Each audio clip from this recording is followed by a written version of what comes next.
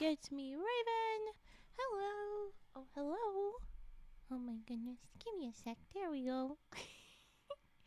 Hi, everybody. Oh, hi, one buddy. I see we've gone quiet a minute. I will just be hanging out then. Um, Maybe you won't hear it, but congrats on first, Ryan Andrew. And thank you, Pudgy, for the resub. I'll yell again later when I know that you're here. Bye. Ain't no way, ain't no way. I'm here during the day. Yeah, Adon, I'm here.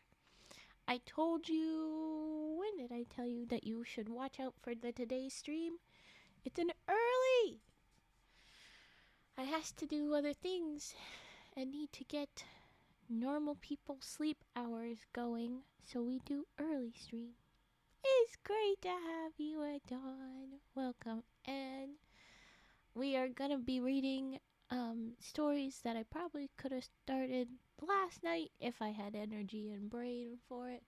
And I don't fully have energy and brain for it today.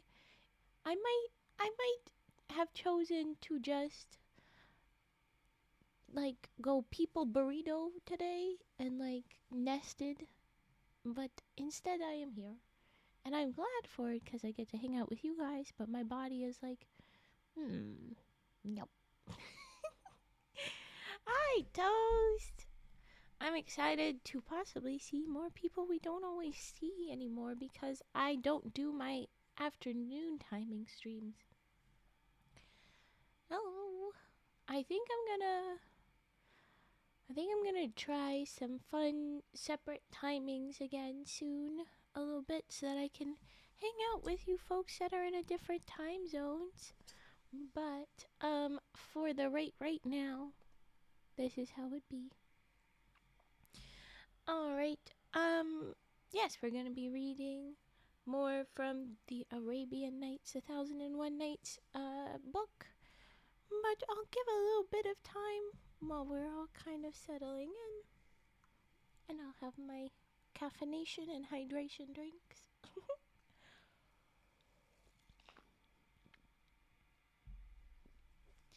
I was looking at the name of the story today, and I looked at it, the first story today. I looked at it last night in stream 2, and it's an obscenely long title. I cannot escape that it will take over a bunch of the screen unless I made it a little tiny font. We're just not gonna do that. So I'm gonna giggle a lot once we pull that up. It's too much. I usually have my double space between words because that's the font I use tends to smush words together. Can't do that. Can't do that this time because then it would be even longer. And it is already too much. I'll show you in a second. It's huge. Okay. This title was brought to you by Fallout Boy, I guess. Here it is. It's covering my face. Dang it. Now reading The Adventures of Prince Camaralzaman.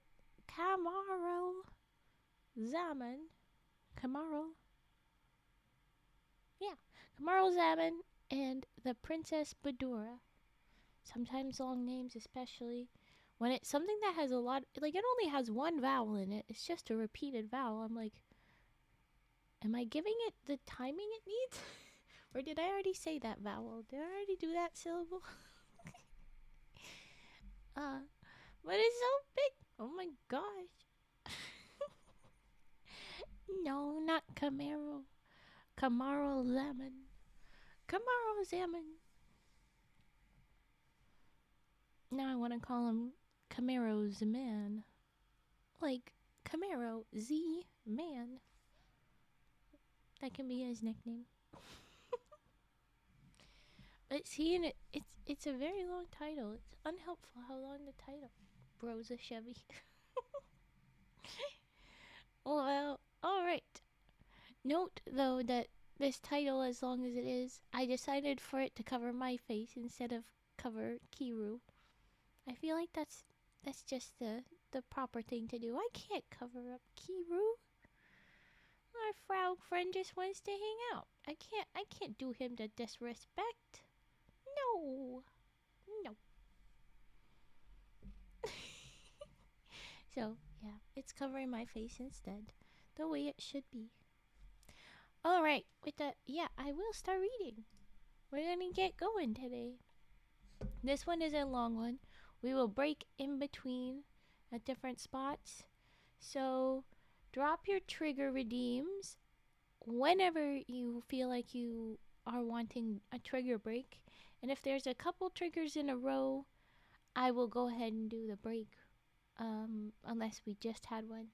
I'll try and do them sooner if you guys have redeems. And if there's no redeems, I'll only break if I just feel like I need a break and I can't. After the last few stories, like last stream's stories were just a bunch of what the hell that I was just needing the breaks more. So, but if this one's going well, I'll just run right through. Here we go. Some 20 days sail from the coast of Persia lies the Isle of the Children of Khaladan. The island is divided into several provinces, in each of which are large, flourishing towns, and the whole forms an important kingdom. It was governed in former days by a king named Shazaman, Schahzaman. So, Camaralzaman and Shahzaman, very clearly related, I'm gonna call it.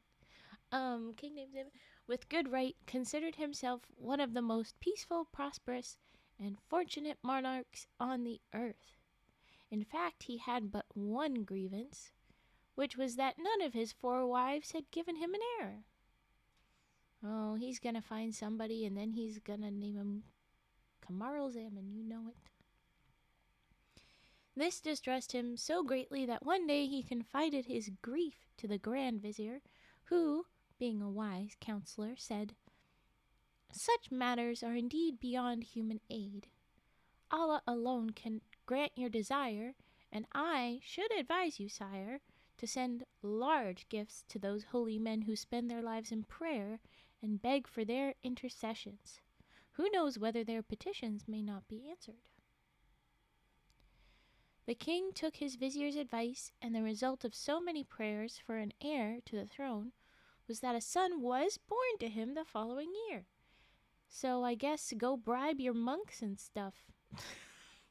That'll get you what you want, apparently. Shazaman. His name is literally Shazam Man. Really? This is ridiculous. Shazaman. Sent noble gifts as thanks offerings. Monks. Oh, just holy men that live their lives in prayer. I just picked one of those. It's not accurate. But holy men, apparently. Go bribe your holy men. Your priests. Your monks. Your... Oh, brain? Brain? Rabbis was the one that my brain suddenly erased. I don't know. We don't have those. Yes, of course. But I was just picking somebody random. That's what I mean. Because to be fair, they said just those holy men that spend their lives in prayer. Go bribe your folks. Anyway, and then Shazaman sent noble gifts as thank offerings to all the mosques and religious houses, so various religiouses, but also first and foremost mosques, I guess. But so he bribed them and then thanked them some more with more. You're just pulling my antlers. Ow. No. Okay. He's just paying those folks a lot right now. They're supposed to live humbly. You're kind of ruining it, dude. They're not supposed to have so much stuff. Damn it. I hope that they immediately sent out all the briberies to people that needed it more. Okay. But then great rejoicings were celebrated in honor of the birth of the little prince, who was so beautiful that he was named Camar. What do you mean so beautiful that he was named Camaralzaman? Is is it supposed to mean beautiful? Or moon of the century? Yeah, moon of the century. Moons is beautiful, but what? Okay.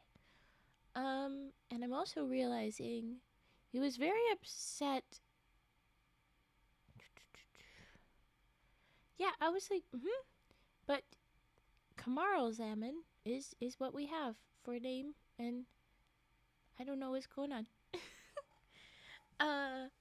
But the four wives had not given him an heir, and then he wanted a boy. Does that mean no kids were had, or they were waiting specifically for a little boy?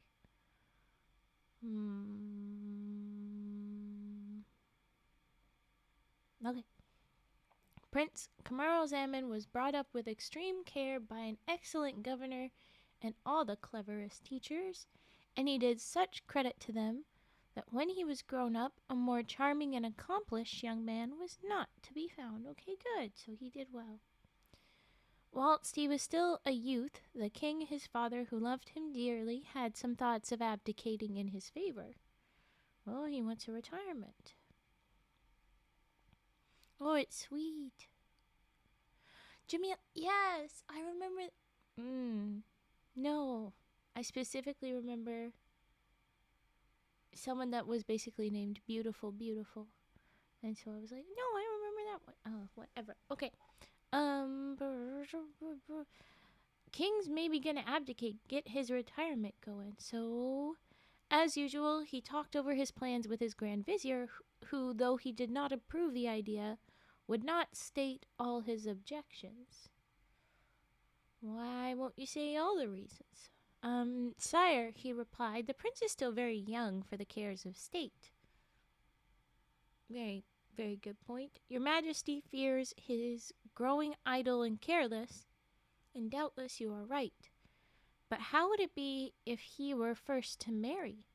This would attach him to his home, and your Majesty might give him a share in your councils, so that he might gradually learn how to wear a crown, which you can give up to him whenever you find him capable of wearing it.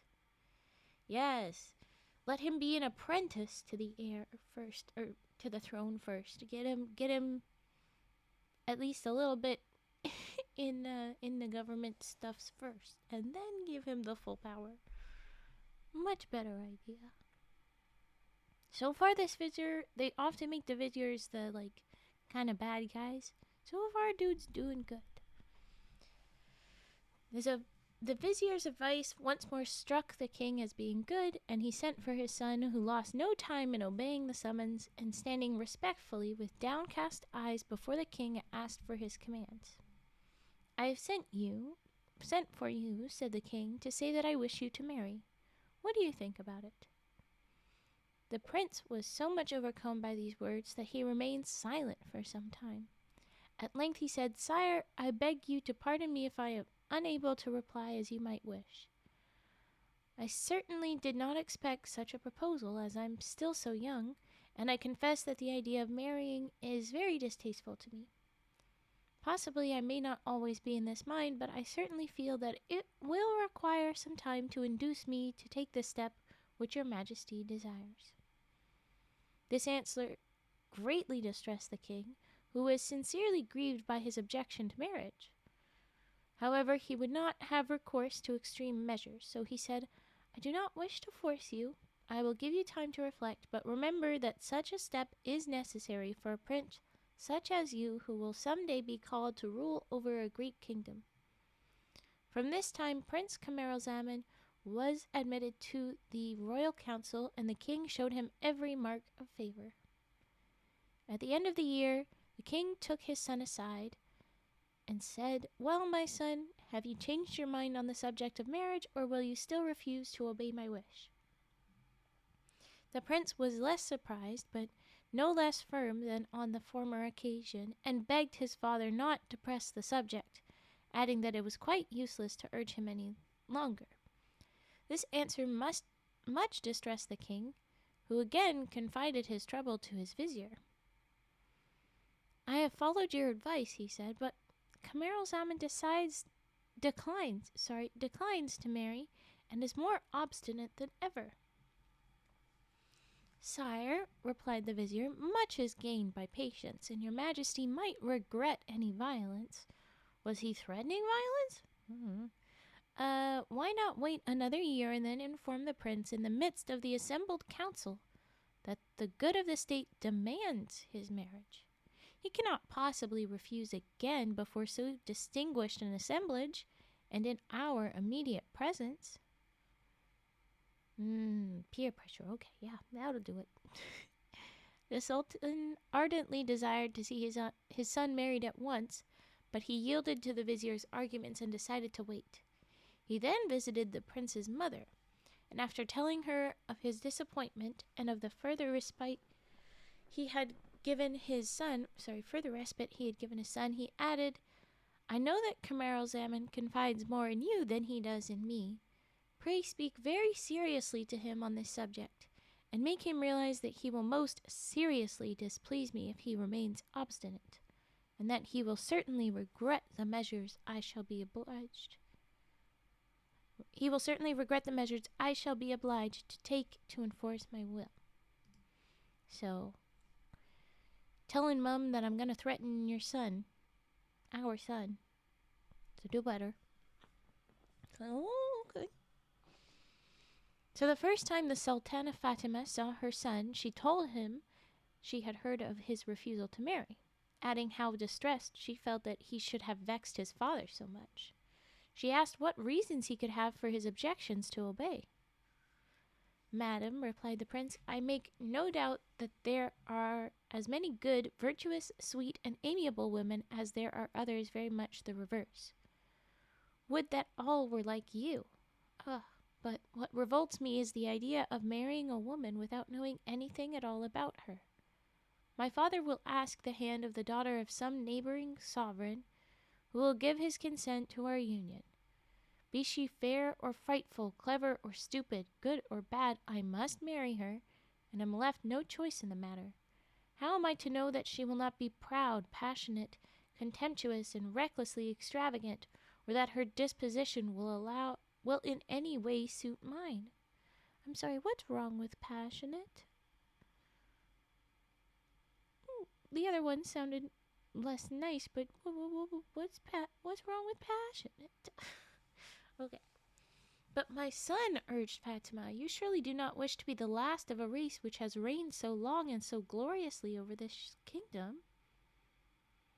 Madam, said the prince, I have no wish to survive the king my father, but should I do so, I will try to reign in such a manner as may be considered worthy of my predecessors. Ooh, I don't want to be king. Everybody says it. Well, not everybody. Some of these stories don't have nice guys, like, saying, I don't know if it's suited to me. But, it's such a trope.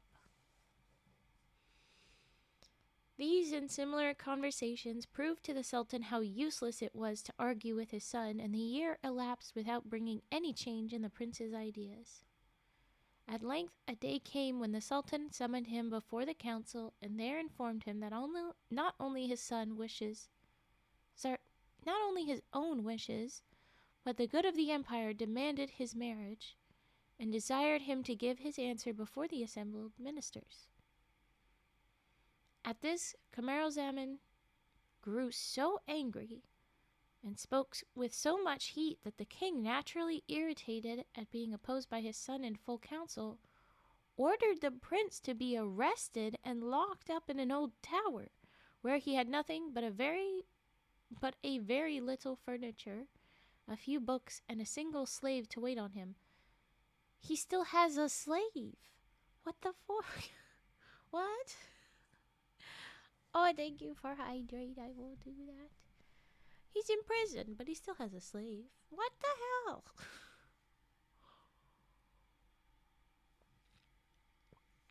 Okay, good.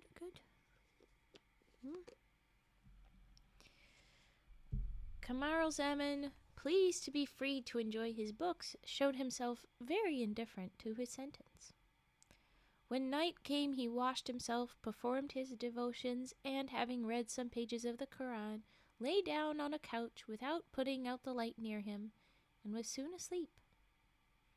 Now there was a deep well in the tower in which Prince Camaralzaman was imprisoned, and this well was a favorite resort for the fairy Maymoon, daughter of Damriat, a chief of a legion of genii. So, chief of a bunch of genies. What the heck? Very, very powerful fairy we're about to deal with. Or at least very, like, royal or whatever. Towards midnight, Maymoon floated lightly up from the well, intending, according to her usual habit, to roam about the upper world as a curiosity of accident might prompt.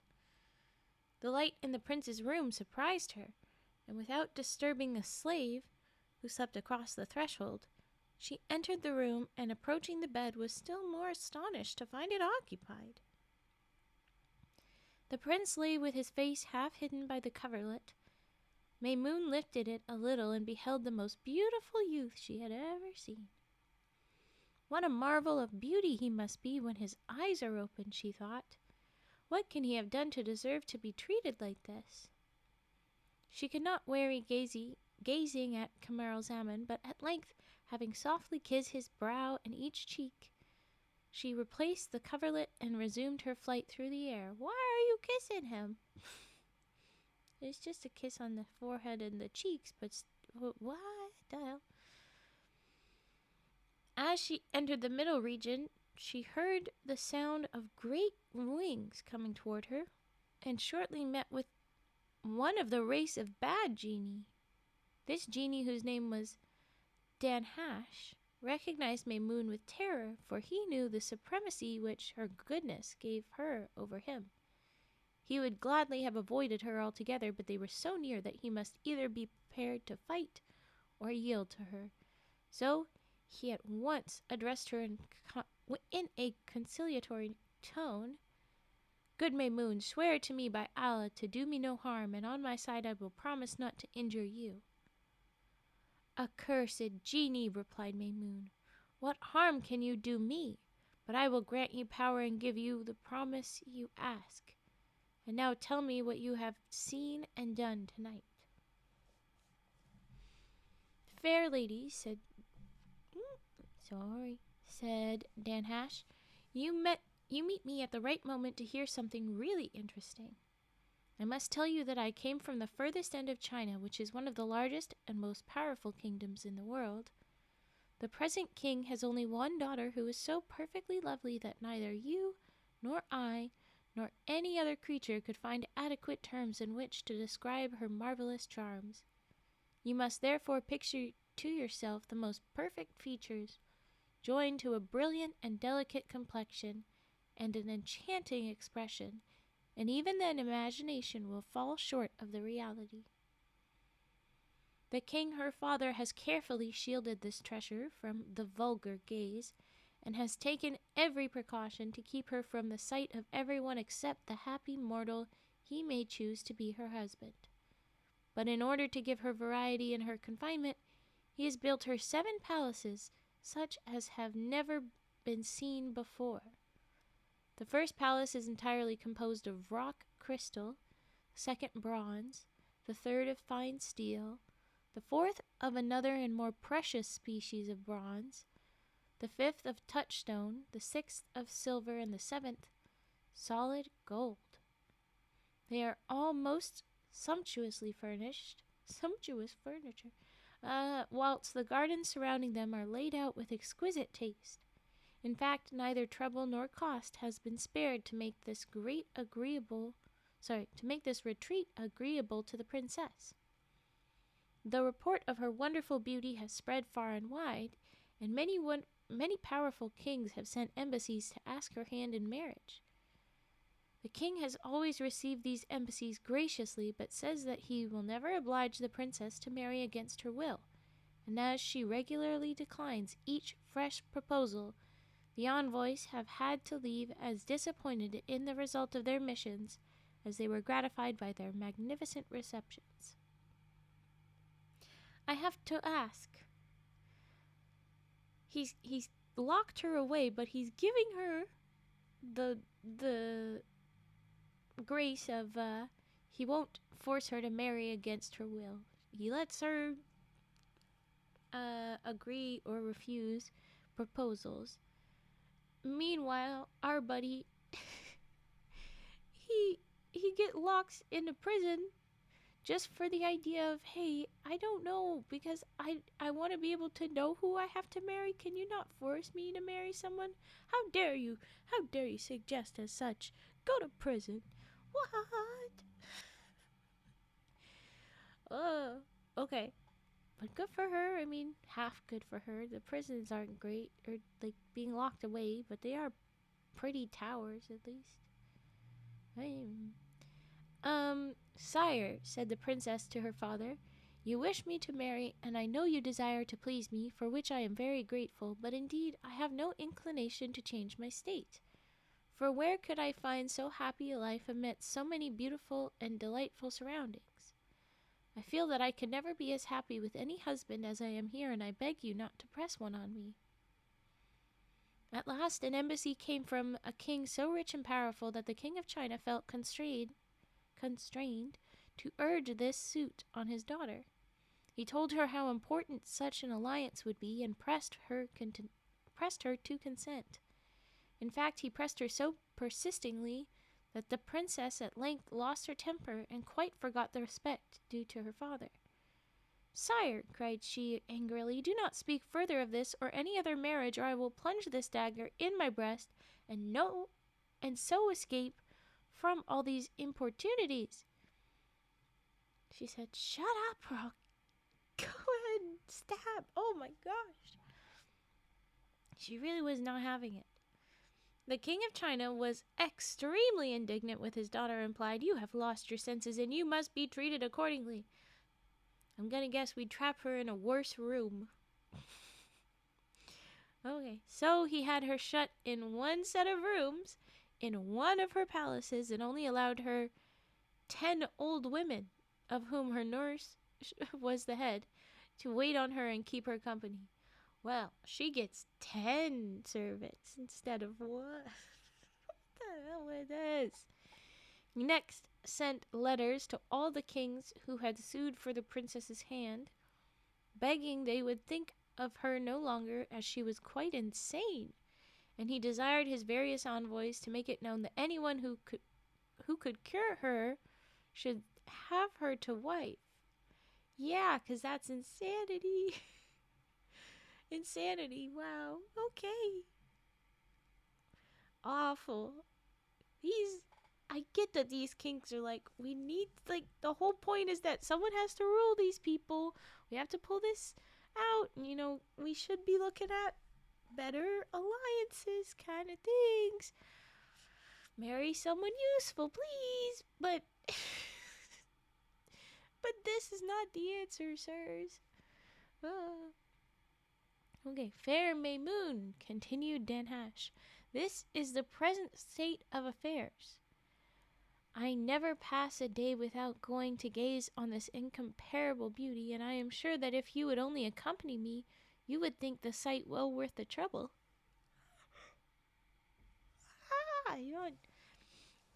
And own that you never saw such loneliness before. The fairy only answered with a peal of laughter, and when at length she had control of her voice, she said, oh, come, you are making game of me. I thought you had something really interesting to tell me instead of raving about some unknown damsel. Who cares about that? Yeah. What would you say if you could see the prince I have just been looking at and whose beauty is really transcendent? That is something worth talking about. You would certainly quite lose your head. Why are you saying it like she's nothing? He's literally the same thing, just in a different font. Oh my gosh. Charming Maymoon, said Danhasch, may I require who and what is the prince of whom you speak? Who and what is the prince? Know, said Maymoon, that he is in much the same case as your princess. The king, his father, wanted to force him to marry, and on the prince's refusal to obey, he has been imprisoned in an old tower where I have just seen him. How did you know that? Fairy lady, if you knew all that stuff, why were you surprised when you popped up and then he was there? When did you get this information? When you kissed his forehead, did you steal his memories? What did you do? I don't like to contradict a lady, said Danash, but you must really permit me to doubt any mortal being as beautiful as my princess. Hold your tongue, cried Maymoon. I repeat, that is impossible. Well, I don't wish to seem obstinate, replied Danash. The best plan is to test the truth of what I say will be for you to let me take you to the princess for yourself. I wish you were there, you'd fix the embarrassed. I would just yell at people a little bit. But there's no reason to believe that they would tell me all the info. If they did, I would be like, you dumb. And they would not appreciate it. They'd be like, why are you yelling at me? This has been a lot to deal with. And I'd be like, yeah, well, you're stupid. No, I wouldn't. I wouldn't call them stupid. But I would do a little bit of a yell. A soft yell. Hey, what are you doing? Thank you, my dog. Okay, where was I? Right. Danash is like, don't be so obstinate. Just follow me and come see the princess yourself. There is no need for that, retorted Maymoon. We can satisfy ourselves in another way. Bring your princess here and lay her down beside my prince. We can then compare them at leisure and decide which is in the right. Do we need to kidnap? Can we not go to both places? But I guess it is fun. They will want to see these two meet each other because then all the problems resolved. But well. If they steal her, compare, and then put her back before either of the prince or princess wake up, I'm gonna be annoyed, because then the point of them meeting physically is ruined. Okay. So, go fetch the princess.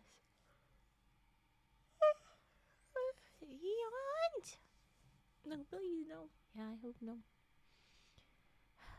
Danash readily consented, and after having the tower where the princess was confined pointed out to him, and making a wager with Maymoon as to the result of the comparison, he flew off to China to fetch the princess. With all this, I don't see how Danash is bad. Why did we say he was one of the evil genies? And it's like, literally, these two fairies are doing the exact same thing. I don't see the good evil on them. Whatever. How did they get to there from China? Flying. Fairy magic. Genie shit. I don't know. He's a freaking genie. I don't think we care. That part, it just happens. Sprinkle fairy dust. It happens. Move on. No, they ought to give detail on that, but they spending time on everything else. So, okay, he's flying off to get the princess. Genie shit.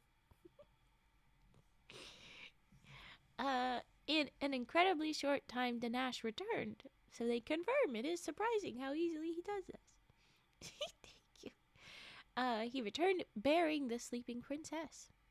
Maymoon led him to the prince's room, and the rival beauty was placed beside him.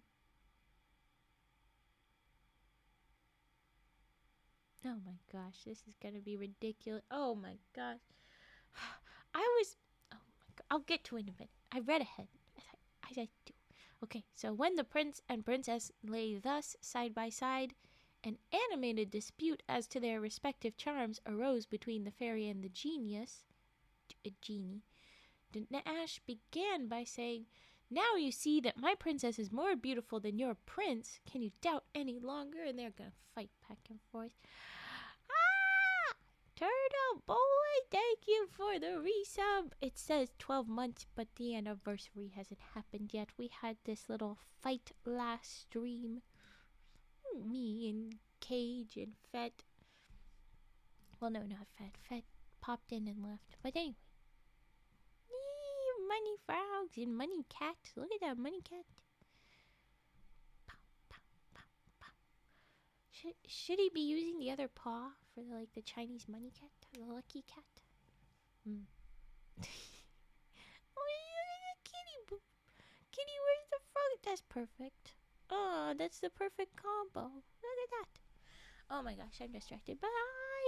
Hi, Tart. Welcome and thank you. Which reminds me, Pudgy, are you back? Can I yell a thank you at you yet? Oh, Pudgy. Alright. So the fairy and the genie are fighting. My prince is more beautiful. No, my princess is more beautiful. Yeah. Maymoon says, doubt? Of course I do, exclaimed Maymoon. Why, you must be blind not to see how much my prince excels your princess. I do not deny that your princess is very handsome, but only look and you must own that I am in the right. There is no need for me to look longer, said Danash. My first impression will remain the same, but of course, charming Maymoon, I am ready to yield to you if you insist on it, which he really only says because Maymoon is the one that is like fairy royalty, and Danash was already before either I submit to you or I have to fight you to the death. So I think he's like, if you insist, I guess I will yield. Anyway.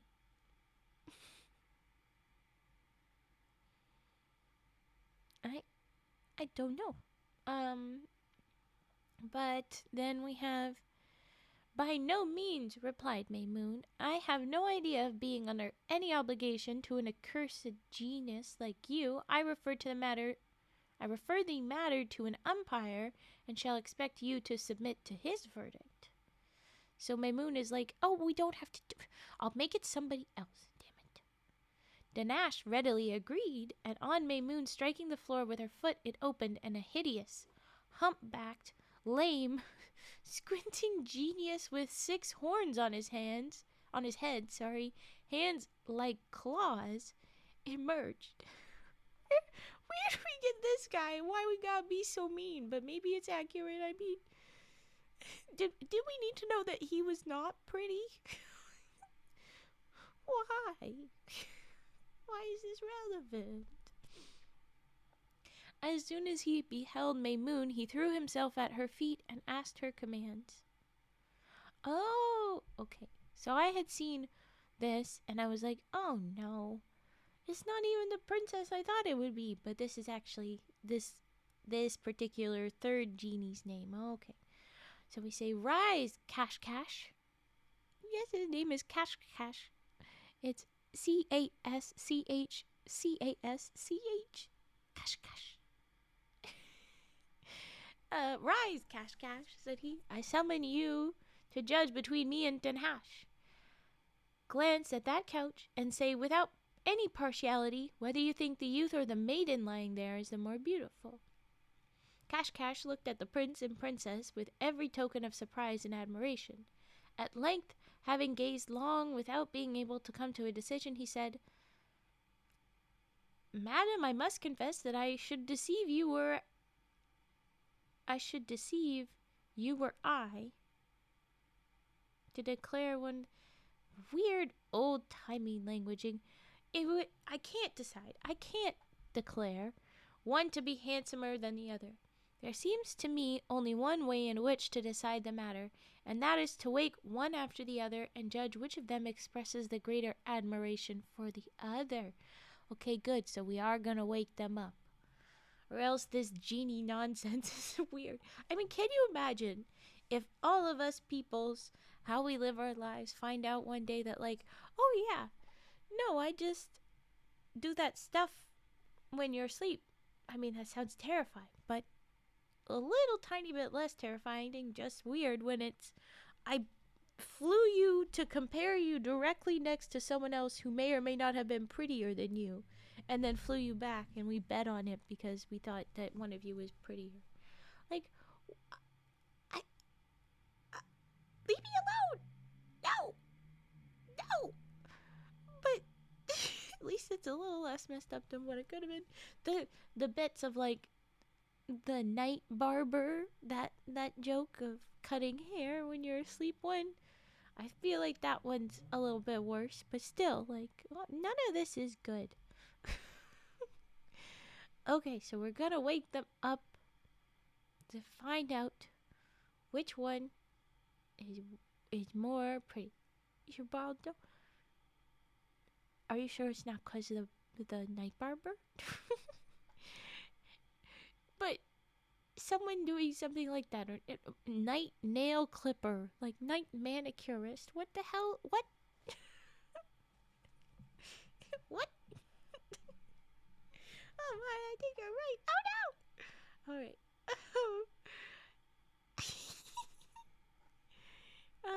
Shiny little noggin. I'm gonna go back. We're waking them up. We're gonna wake them up.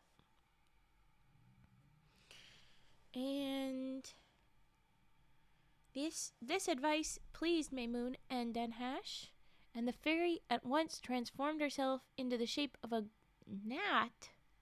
Why are we a gnat? And settling on Camaralzaman's throat stung him so sharply that he awoke. As he did so, his eyes fell on the Princess of China. Surprised at finding a lady so near him, he raised himself on one arm to look at her. The youth and beauty of the princess at once awoke, feeling to which his heart had yet been a stranger, and he could not restrain his delight. Okay, so at seeing her, he fell in love, is their point. Are we gonna wake the lady? What are we doing?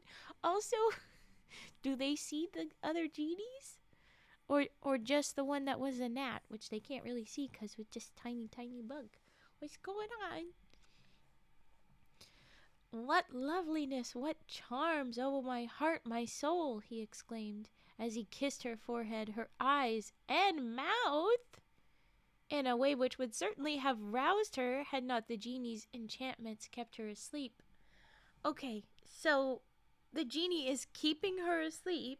I guess that's better than if he had like stolen her and was in the middle of flying her to this weird contest, and then she wakes up and freaks out, and all of the freaks out, maybe he drops her. That wouldn't have been good, but still. Stop touching people who are asleep. Stop, all of you. How fair, lady, he cried. You do not wake at the signs of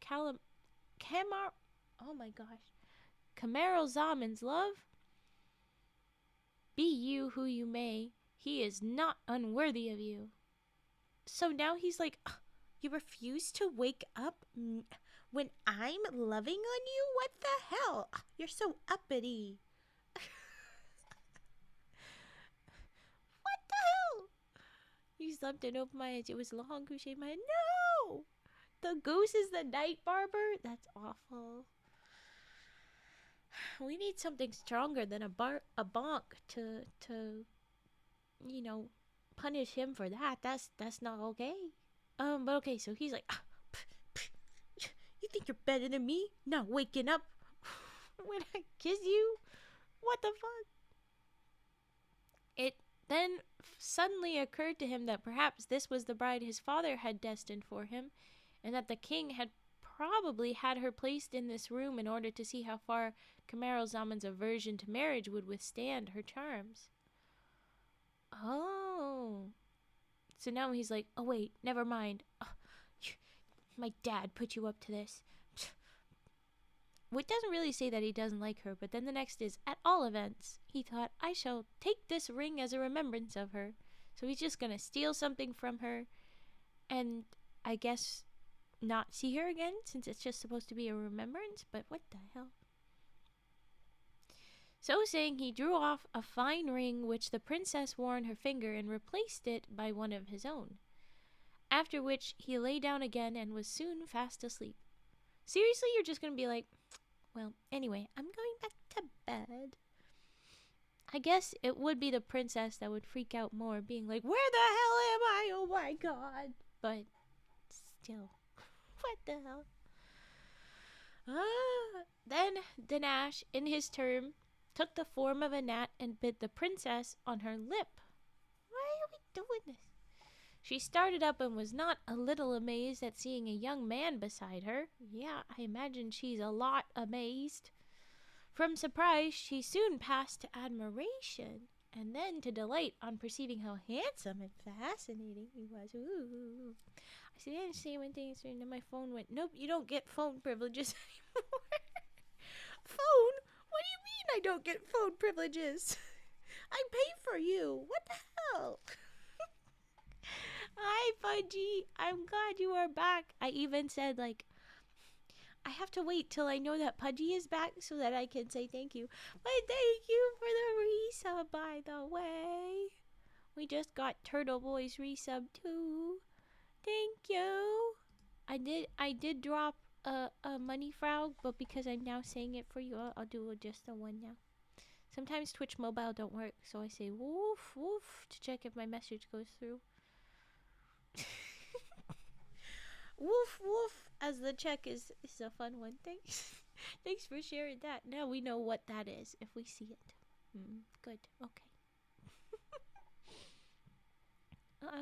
I see it's just Twitch mode. My phone just completely shut off and bricked itself. Bricked!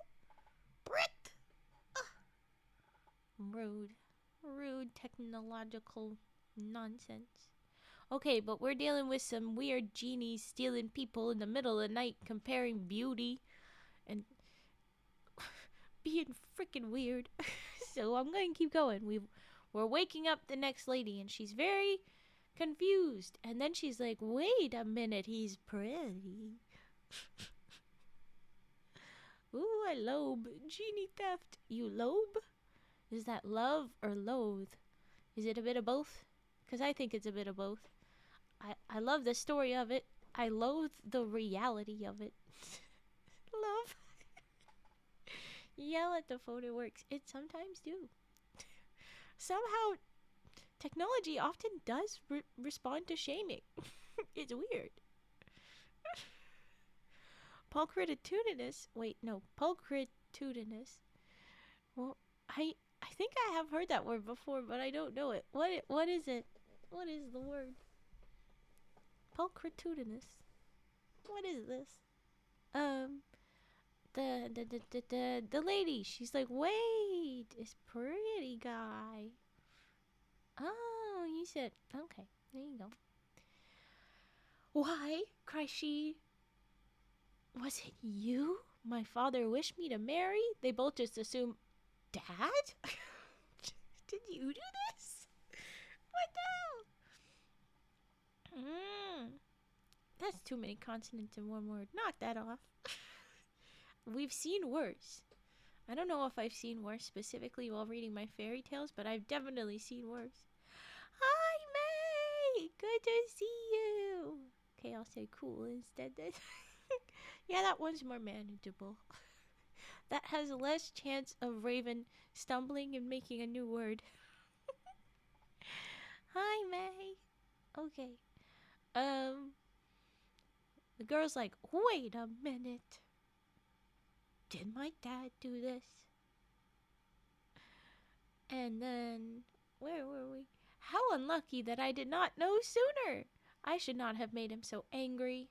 But wake up, for I know I shall love you with all my heart. Just because he's pretty, he could be a total dickhead. Why are we always trusting just when people are pretty? Please, people do better. I'm so concerned for you. But it always works out in these stories. Oh, thank you for exos. Right back. I'm realizing I need to do the shout out bit myself.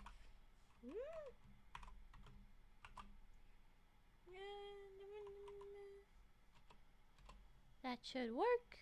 And I think the other one.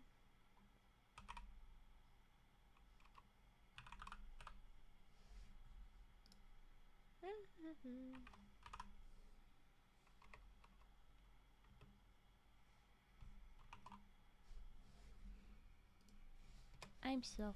There we go. Alright.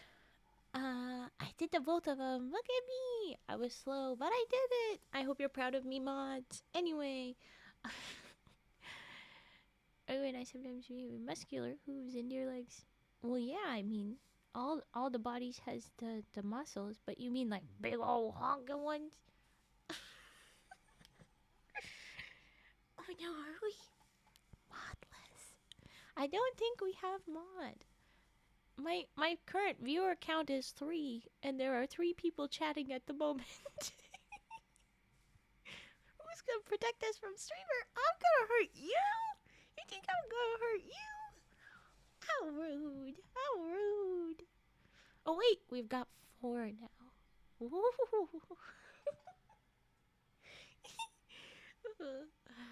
Oh.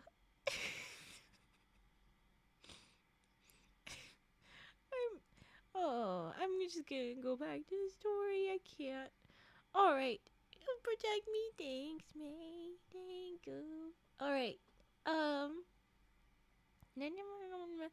I'm sure I'll love you. Wake up. So saying, she shook Camaralzaman so violently that nothing but the spells of Maymoon could have prevented his waking. So, yet again, they physically attack each other in different senses, trying to get them to wake up. But the guy assumed, oh, you uppity, insert mean. And she's responding with, oh, cried the princess, why are you so drowsy?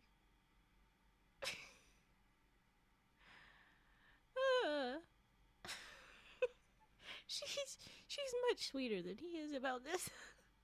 Okay, so saying, she shook his hand and noticed her own ring on his finger, which made her wonder still more.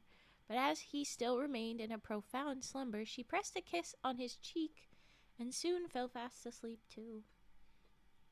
Okay, she's like, well, oh well, back to bed, back to cuddle. Like, did you not realize you're in a totally different place? Are you not concerned at all? Why are you guys so chill about this? My God. These genies could have killed you in very violent ways if they chose, and you're just like, oh, there's just a dude. I guess, 'cause dad. Oh well, back to Eeps. What's wrong with you? They are not safe at all. Then, da-da-da, Maymoon. Now that the two are asleep, we back to the fairy shit. Then Maymoon, turning to the genie, said, well, are you satisfied that my prince surpasses your princess? Another time, pray believe me when I assert anything. It feels like these two are flirting. Then, turning to Cash Cash, my thanks to you, and now do you and Denhash bear the princess back to her own home. What? What? That's it? What do you mean? They were still equal. And then you're just like, okay, all done, bye-bye. What? What do you mean? I think Maymoon is using her fairy royalty more than she thinks. That was an equal thing. Cash Cash did not make a ruling, and you just announced it. But all right. The two genii hastened to obey, and Maymoon returned to her well. So that's it with the fairy shit. We're all done with the genies, I guess. On waking next morning, the first thing Prince Camaralzaman did was look around for the lovely lady he had seen at night, and the next to question the slave who waited on him about her. But the slave persisted so strongly that he knew nothing of any lady, and still less of how she got into the tower, that the prince lost all patience, and after giving him a good beating, this poor slave is like, I don't know what's ow, stop, no! I was just doing my job. Like, this poor guy, you're so mean. Why do we do this? Tied a rope around him and ducked him in the well for the unfortunate till the unfortunate man cried out that he would tell everything.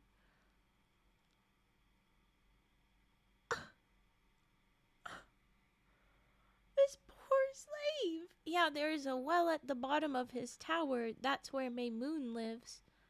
Down at the bottom of the well under the water. And then can't be out. That can't be good for the water. No, I imagine it's not. It's a slave. Probably not very hygienic. No. Thank you for water. But this poor slave just beat and then dunked into the water at the bottom of a well. Hey, I'm not drinking out of the well. You set me up. You're rude. Very people-y today. That's a problem. That is not a good thing. And then he has to be like, please, okay, I'll tell you everything. And the slave has to be like, what the fuck do I say? Because there is no everything. We already told everything. There really was nothing. So, okay, he got pulled up. Then the prince drew him up all dripping wet, but the slave begged to leave to change his clothes first, and as soon as the prince consented, hurried off just as he was to the palace. Here he found the king talking to the grand vizier of all the anxiety his son had caused him. Oh my goodness. So yeah, this slave is running to get some clothes and then sees the king and is probably going to be like, help, help, help. So, yeah, he does. The slave was admitted at once and cried, alas, sire, I bring sad news to your majesty. There can be no doubt that the prince has completely lost his senses. He declares that he saw a lady sleeping on his couch last night, and the state you see me in proves how violent contradiction makes him. He then gave a minute account of all the prince had said and done. I'm wondering why the hell they gave him water. How are they allowing, like, if they should not be a slave at all, there should be a guard if he's a prisoner, because, like, he could have just hurt the slave and ran away. Like, there was nothing. Just what? You're not actually a prisoner. I don't know what's happening. People are not using logics on some stuffs, and it's tearing me apart. But okay, so he gave the description, and the king, much moved, begged the vizier to examine into this new misfortune. And the latter at once went to the tower, where he found the prince quietly reading a book. After the first exchange of greetings, the vizier said, I feel really very angry with your slave for alarming his majesty by the news he brought him. What news? Asked the prince. Ah, replied the vizier, something absurd, I feel sure, seeing how I find you. Most likely, said the prince, but now that you are here, I am glad of the opportunity to ask you, where is the lady who slept in this room last night? The grand vizier felt beside him. I think they mean fell beside him at this question. Because, oh, yeah, okay, oops, yeah, you are crazy, oops. Oops, what the hell? Prince, he exclaimed, how would it be possible for any man, much less a woman, to enter this room at night without walking over your slave on the threshold? Well, who says that you can't walk over the slave without waking the slave? What the hell?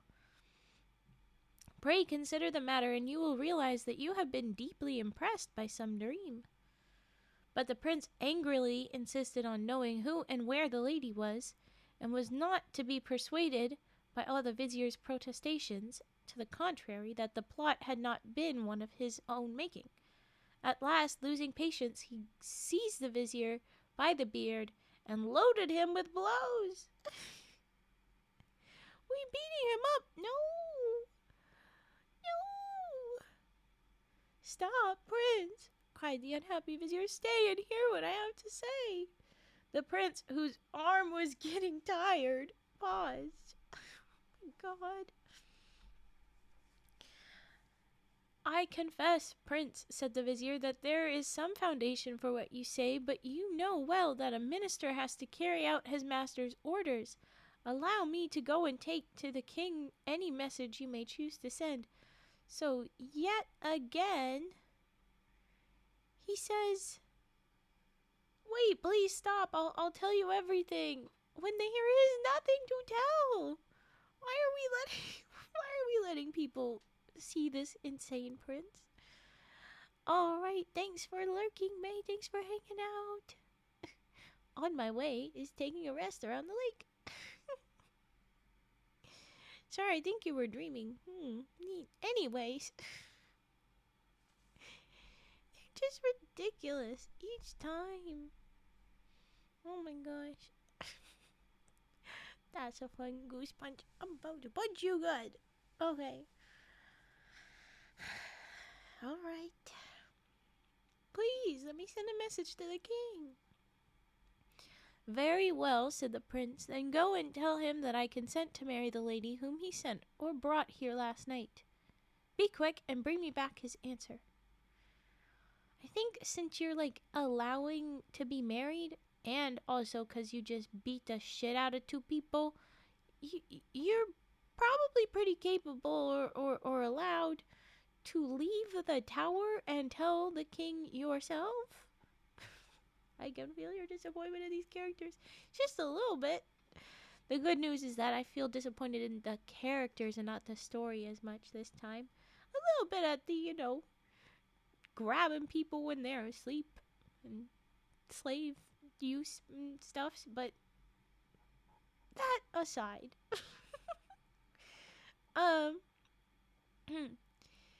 Let me go.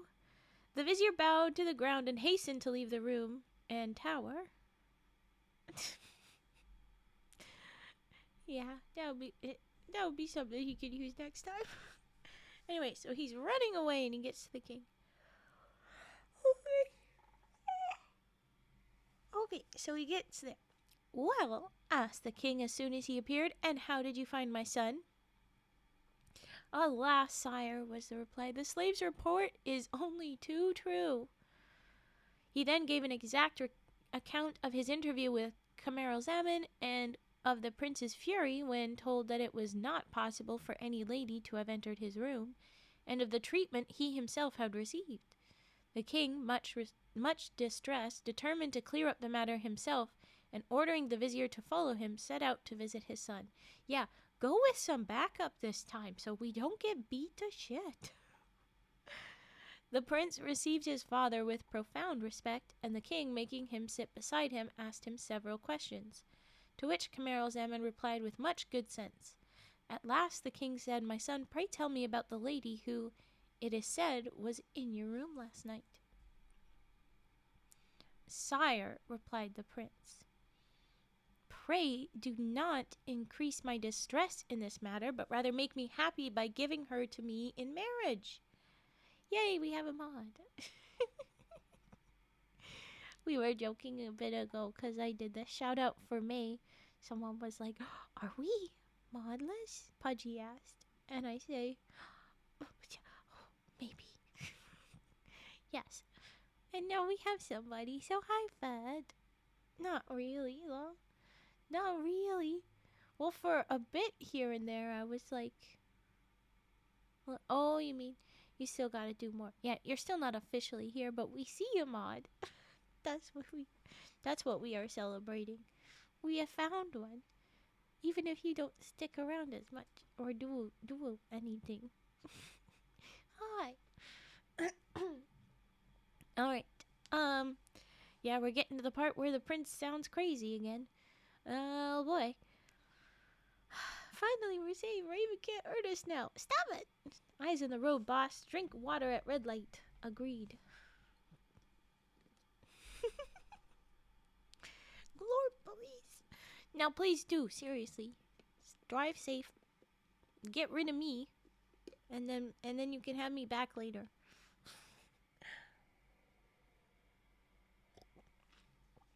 Okay. Alright. Here we go. Please, don't distress me.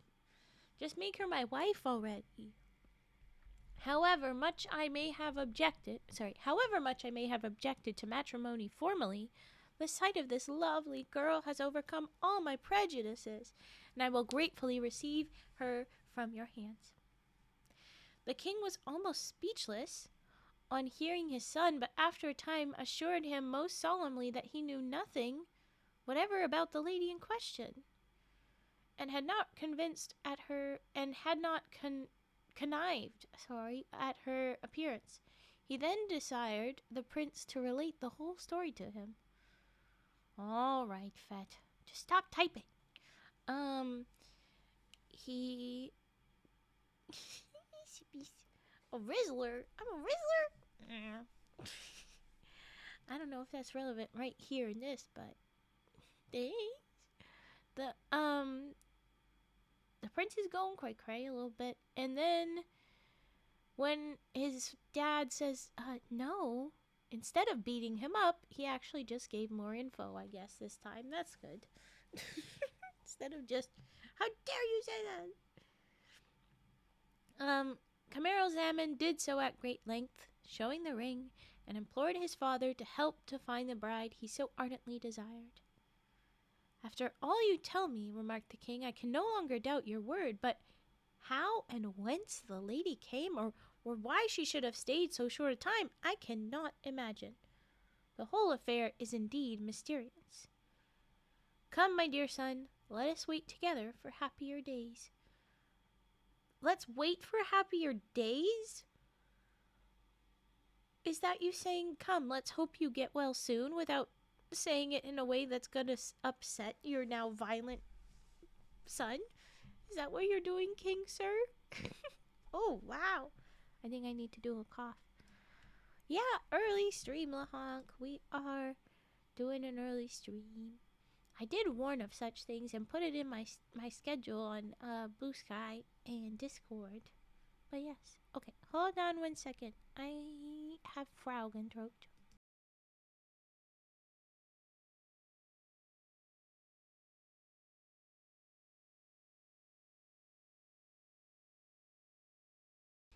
Okay. We're back. So let's go hope for happier days. What a thing to say. So saying, the king took Camaralzaman by the hand and led him back to the palace, where the prince took to his bed and gave himself up to despair, and the king, shutting himself up with his son, entirely neglected the affairs of state. Well, yeah, he thinks his son has gone crazy. He's very concerned. Oh yeah, his name is Shazaman, I'm remembering again. It's been a minute since we called him anything other than the king. But the king is named Shazaman, which is so lovely. Look at that! So much love between Adon and Lahonk. That's so sweet. Just and we're not getting anything done. Oh boy.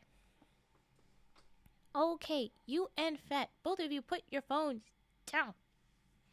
Listen, okay, but don't you dare type nothing. Okay.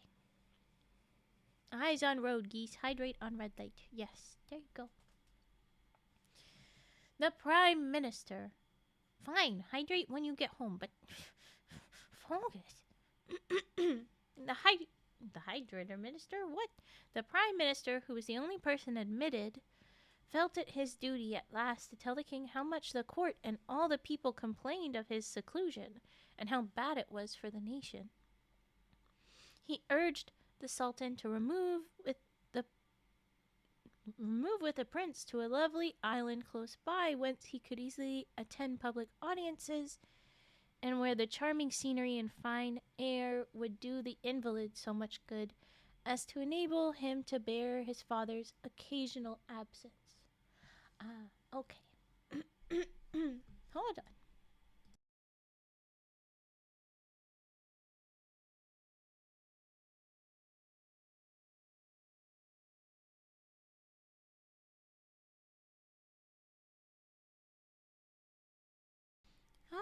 Ouchies. Okay.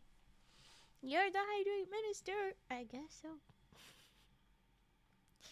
The king approved the plan, and as soon as the castle on the island could be prepared for their reception, he and the prince arrived there. Shazaman never leaving his son except for the prescribed public audiences twice a week. Whilst all this was happening in the capital of Shazaman, the two genii had carefully borne the Princess of China back to her own palace and replaced her in bed. That happened over 2 weeks? How long? They got her over in one night. Why is it taking so long to put her back? Oh my gosh. Or maybe this is back that one night and now we're gonna see her 2 weeks after. I don't know. But okay. They replaced her in bed. On waking next morning, she first turned from one side to the other and then, finding herself alone, called loudly for her women. "Tell me," she cried, "where is the young man I love so dearly who slept near me last night?" "I think it's you who slept near him, since he had not moved, but you had, but okay, fine." "Princess," exclaimed the nurse, "we cannot tell you what you allude to without more explanation." Shorthand, what the fuck are you talking about?" "Why," continued the princess, "the most charming and beautiful young man lay sleeping beside me last night. I did utmost to wake him, but in vain." Shorthand, "Dude wouldn't wake the fuck up. Your Royal Highness, witches, oh my gosh, I cannot, frogs, get out of my throat, oh my god."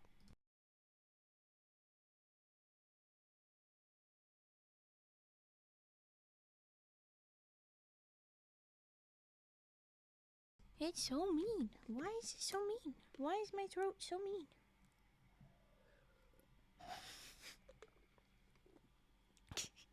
It's a princess, but okay.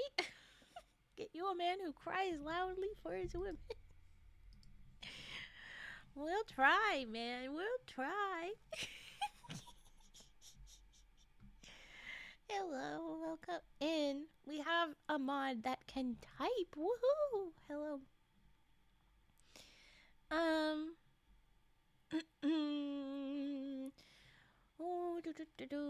We cannot tell you what you allude to without more explanation. Why, I tried to wake him. He didn't. You hit your affiliate. Congrats, dude. Oh my goodness. Congratulations. Great job. If you're driving, please make sure you hydrate at a red light. And eyes on road. We've had 2 drivers. Yes, if you are listening, we still want you to hydrate at a red light because hydration matters. But more importantly, and first and foremost, and all that, eyes on the road. Okay, cool. I think they know now. I think they know. You tried to wake him and you didn't. "Your Royal Highness wishes to make a game of us," said the nurse. "Is it your pleasure to rise?" "I am quite in earnest," persisted the princess, "and I want to know where he is." "But, princess," expostulated the nurse. Expostulated? What the hell is that word doing in here? We're usually not that flowery. Be sure to do origami on the No! That's not even today anyway. That's next week we're doing origami.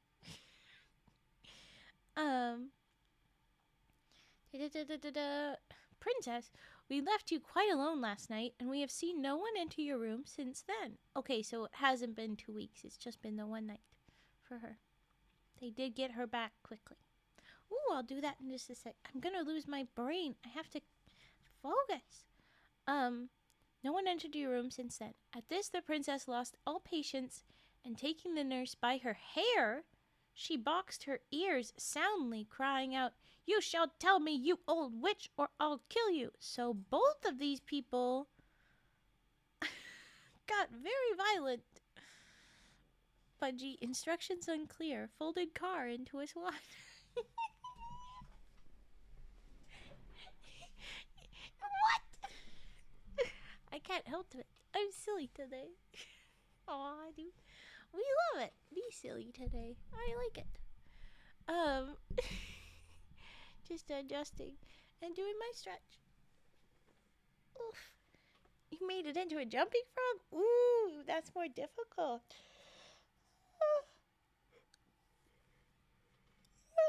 Okay. Oh, mandatory yawning while I stretch. Just what my body says. It doesn't hop. Why? Because metal doesn't have as much bounce as paper. Yeah. What the heck? You're gonna need to get good hydraulics for a good hop. Okay. I'll make a pudding frog. What the hell is pudding frog? Oh my gosh. Okay. I'm just gonna keep reading. Okay, so she's boxing the maid on the ears. What the hell? The nurse had no little trouble in escaping, so she had a lot of effort to get out, but she got out and hurried off to the queen, to whom she related the whole story with tears in her eyes. Queen? We had a king before that was in charge of this, but okay, we can do that. Can't come up with a car model for a good ugly duckling.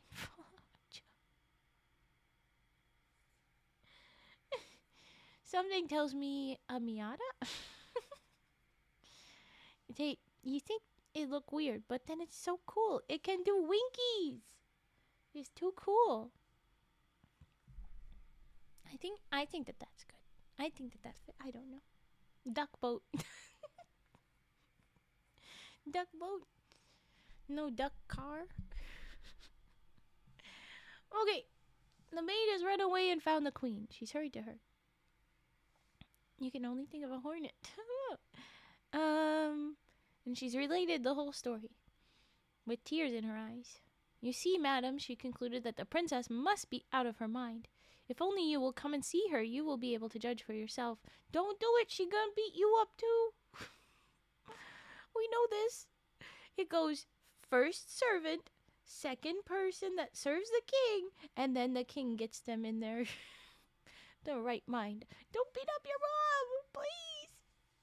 I'm worried she's gonna beat up her mom.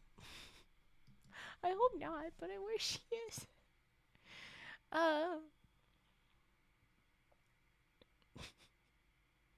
The queen hurried to her daughter's apartments, and after tenderly embracing her, asked her why she had treated her nurse so badly. Madam, said the princess. Oh no. Madam,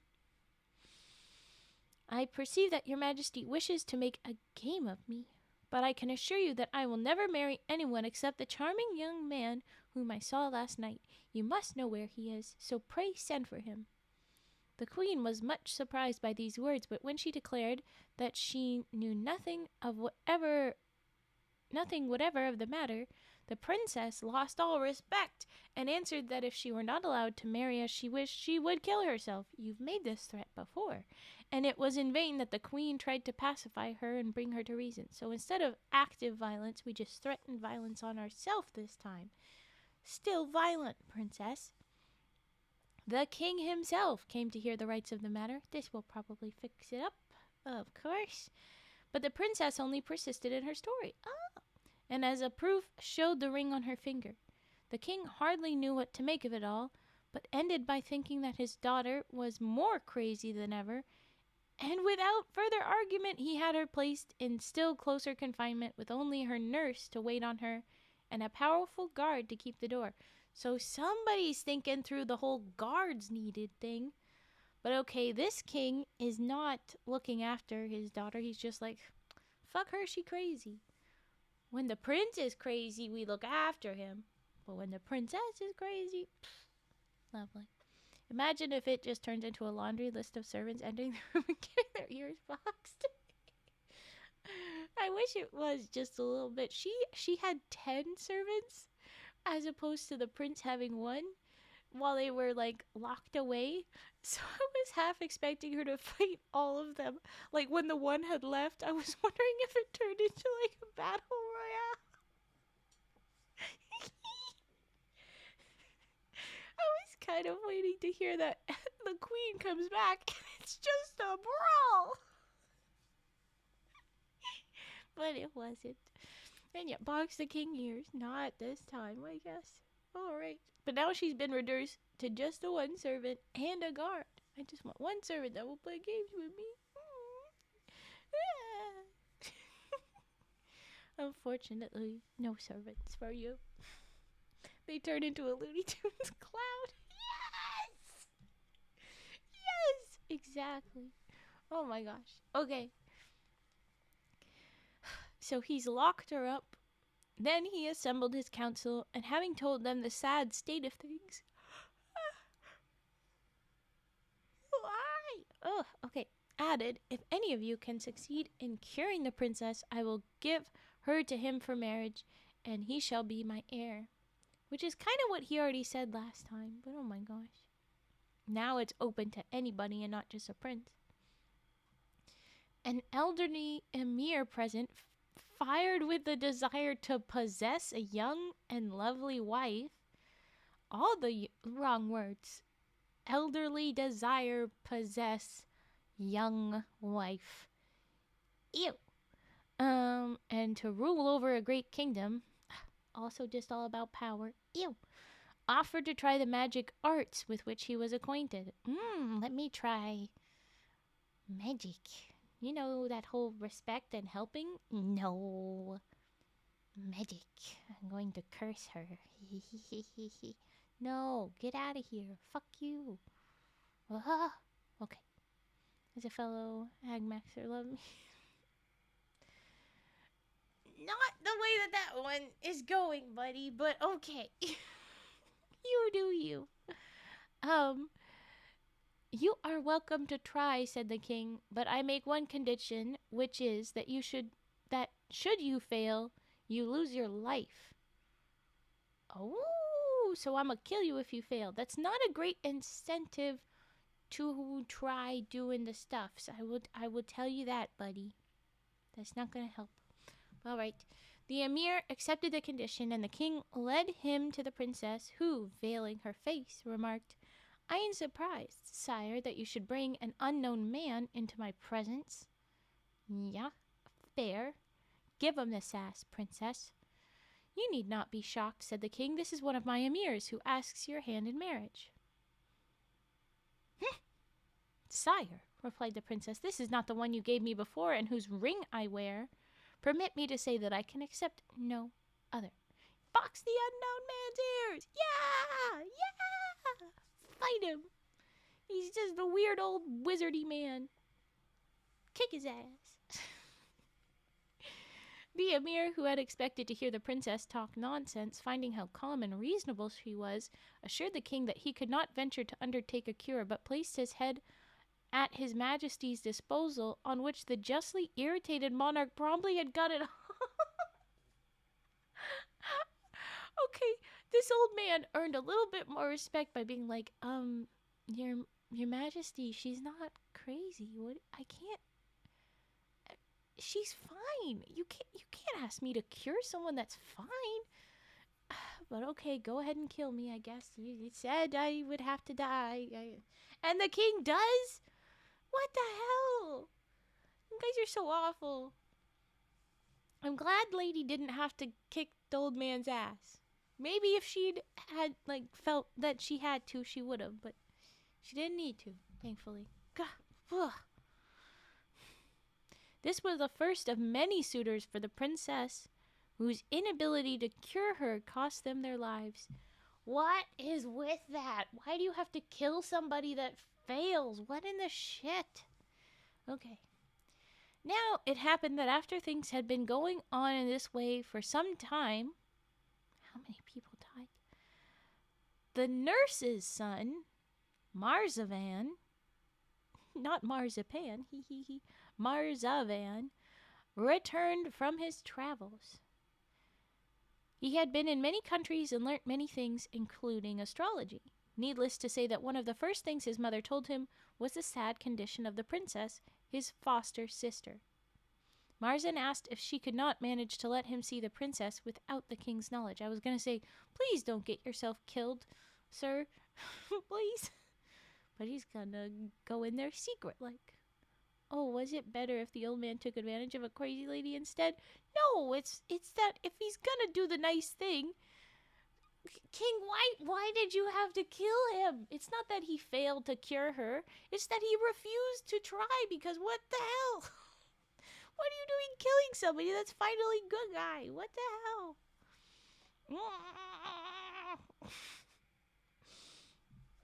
hell? Okay. So Marzavan, our foster brother, I guess, or gonna go in and try and help, I guess.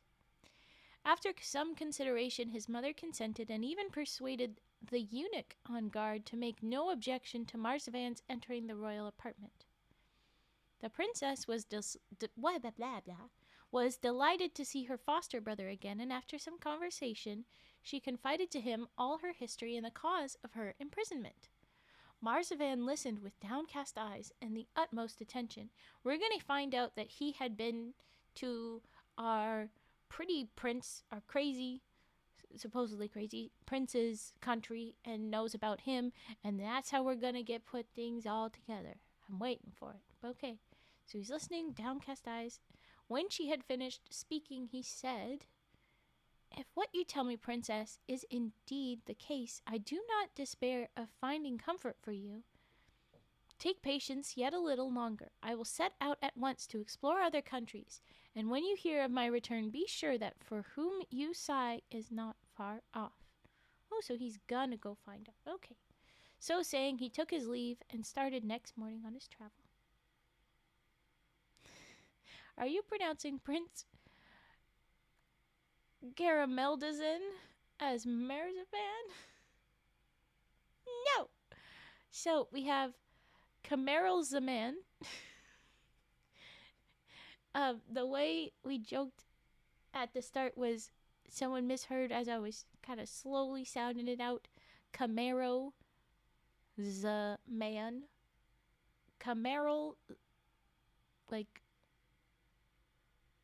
Camaral, Zaman, but it's all A's, and I'm making it sound like they're different vowels, but they're all A's in there. And then we have, again, all A's, Marzavan, Marzavan. So it's Camaralzaman and Marzavan. Separate men. Separate men. Everything's A's, though, which is part of why I'm, like, getting mildly stuck as I look at it. I'm like, okay, so then the only thing that changes is the consonants, and somehow that makes them bounce out of order even more. Like, I want to be like, Camaralzaman. No, it's not caramel. Camaralzaman. And then, yeah, Marzavan is easy because it's like marzipan. I know marzipan. She was supposed to be at my house. But okay, Marzavan is going to do more traveling, and off he goes. We have not once been told the princess's name, just that she is the princess of China. But based on the title that you see half covering my face some of the time, Badoura is her name, probably. And we're finally confirming it. Camaralzaman? I barely know Zaman. Ha ha ha ha.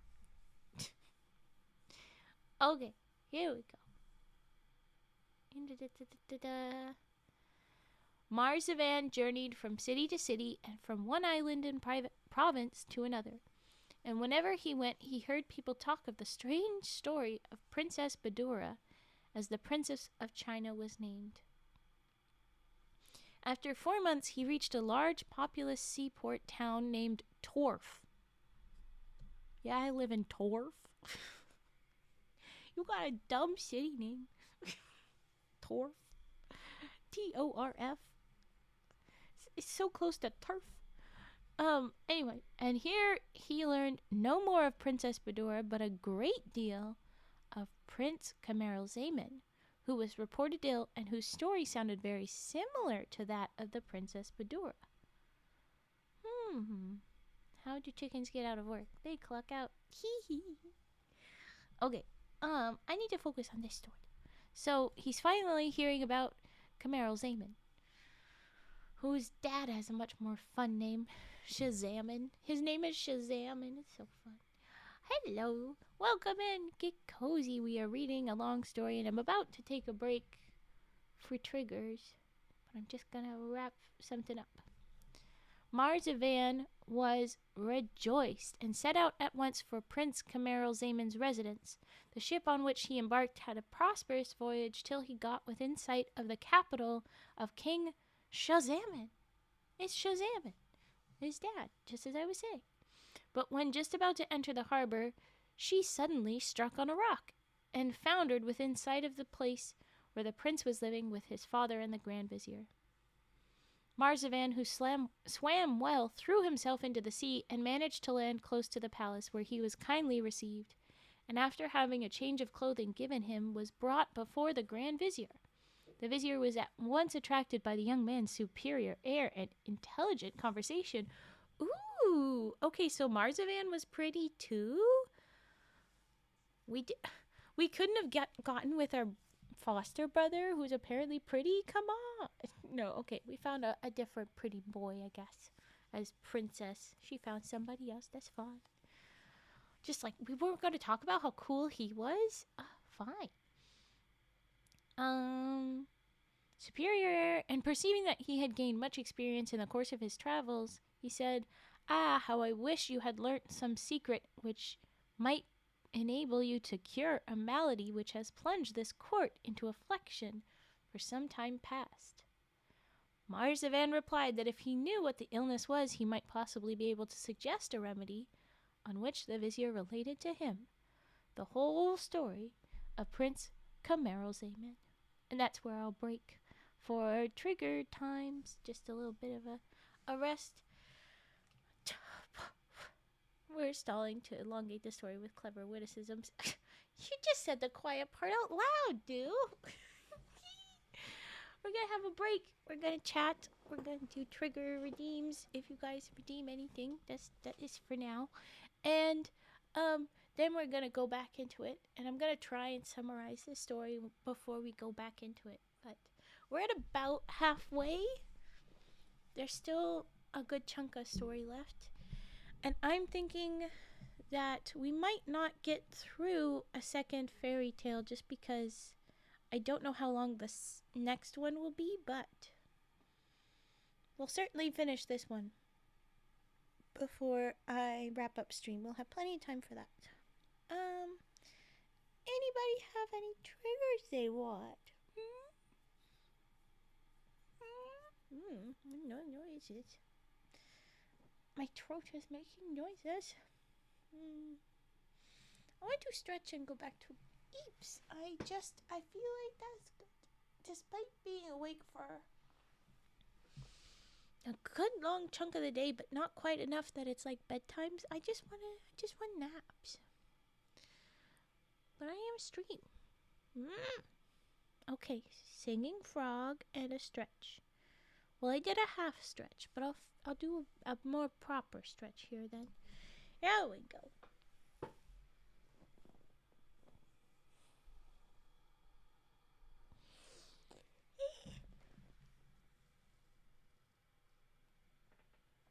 Okay. Every proper stretch, I end up yawning. Okay. Oh no, not bottle blow. I'm gonna get lightheaded. It'll be fine. Let's get Herbert out first. Herbert, the singing frog. Herbert. We call him Herbert the pervert. Don't worry about it. He leads a cult, we think. Anyway.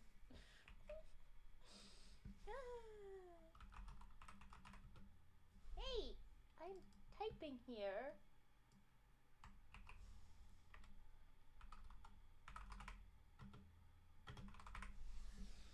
Alright. Let's get that up. Bam. Who's ready for Herbert?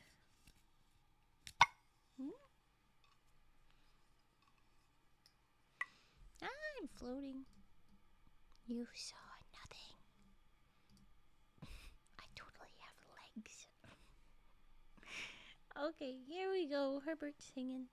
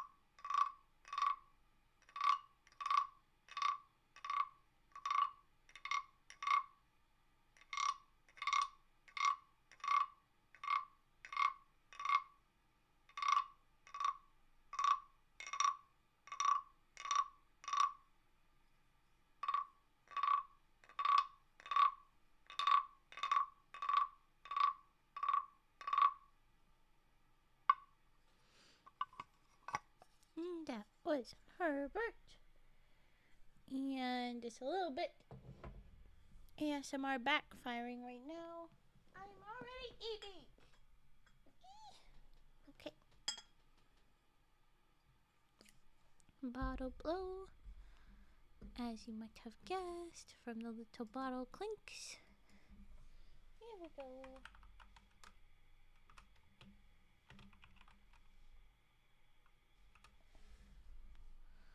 Okay.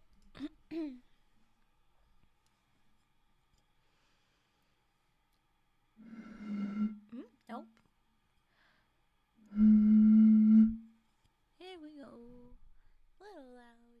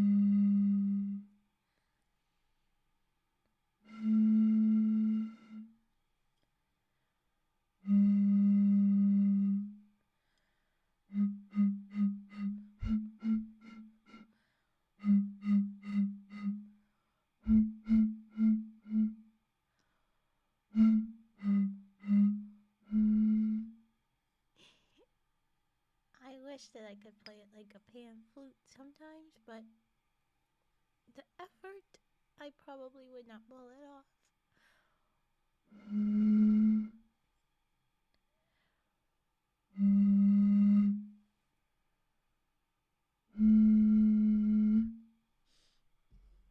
It's a fun one. I like it.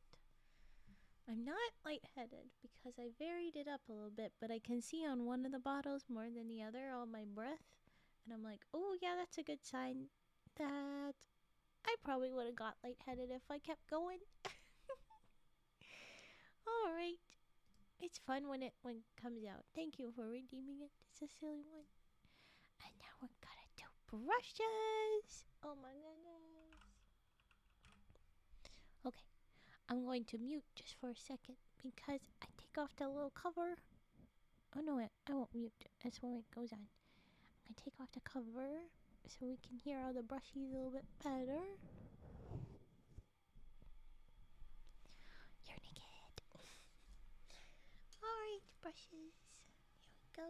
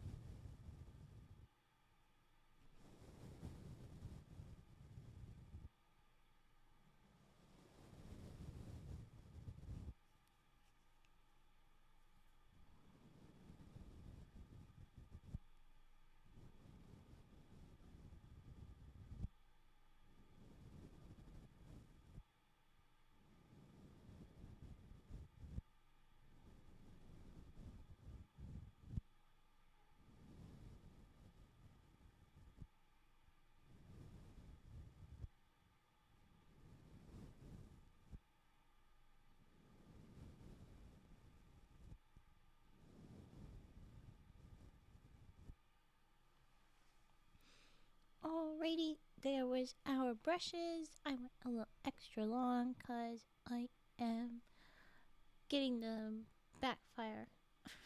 Yeah, Samara is working too well. Now I am eeping. No more story. I go eep. No more stream. No. But now I'm gonna put the cover back on and I'm gonna mute it so that the mic is no longer naked. Hold on.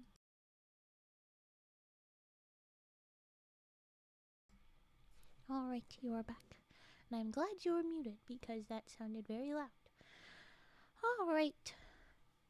Had to put the little pop protector back on. But I take it off for the brushes because it's more quiet on this mic without it. Alrighty. If there's no other redeems, we will go back to story. But I am happy to take another break sooner. I know we took a long time to take a break this time, but I'm happy to take a break sooner if people redeem things. Nobody was redeeming things, so I just kept reading. But yeah, I will do more breaks if we want to do more trigger times. But alright, we're gonna go back to story. Let's go back to reading. Reading is fun. Okay, The Adventures of Prince Camaralzaman and the Princess Badoura. Gotta take a call, have an eye on chat. Okay, thank you, Do, for having eye. Thank you very much. Have a fun call. Alright, so summary time. Okay, so basically, there once was this king that had a bunch of wives but still no baby. And then he paid off some religious folks, and that somehow got him a baby. And he gave him more food, more monies and whatever's as thank you. So I guess the lesson off the top is bribe your holy people. Whatever that's about. Then we are raising the young man, and he is very pretty, and he seems to have a good head on his shoulders, but he doesn't really want to get married, and he describes it as, I don't know who I'm going to end up married to. Being a king, my dad's going to just say, hey, you get to marry this person for the sake of our kingdom, and that'll be that. I don't get a choice, and I don't get to know what she's like, if she's going to be awful or if she's going to be good or all these other things. And so then he's like, so I just don't want to get married. Dad, I'm not going to get married. And Dad says in front of everybody, you are going to get married. And then Prince says, a whole big angry man, no, I'm not. And then they throw him in jail, but with a servant. So in your jail, but also with books and a little bit of nice furniture, but you're in jail. But long below his room in his tower is a well. And out of that well comes a fairy. The fairy sees the pretty prince sleeping and is like, wow, you're pretty. And that fairy is leaving and runs into another genie, another fairy. And they have a little fairy fight of like, I see a really pretty royal and who's in a whole thing. And the other one's like, no, I've seen a really pretty royal who's in like a whole thing. Literally the same thing. Basically, there's this princess in China who's in a very similar state that does not want to get married. But King is gonna be like, you just have to get married kind of a thing.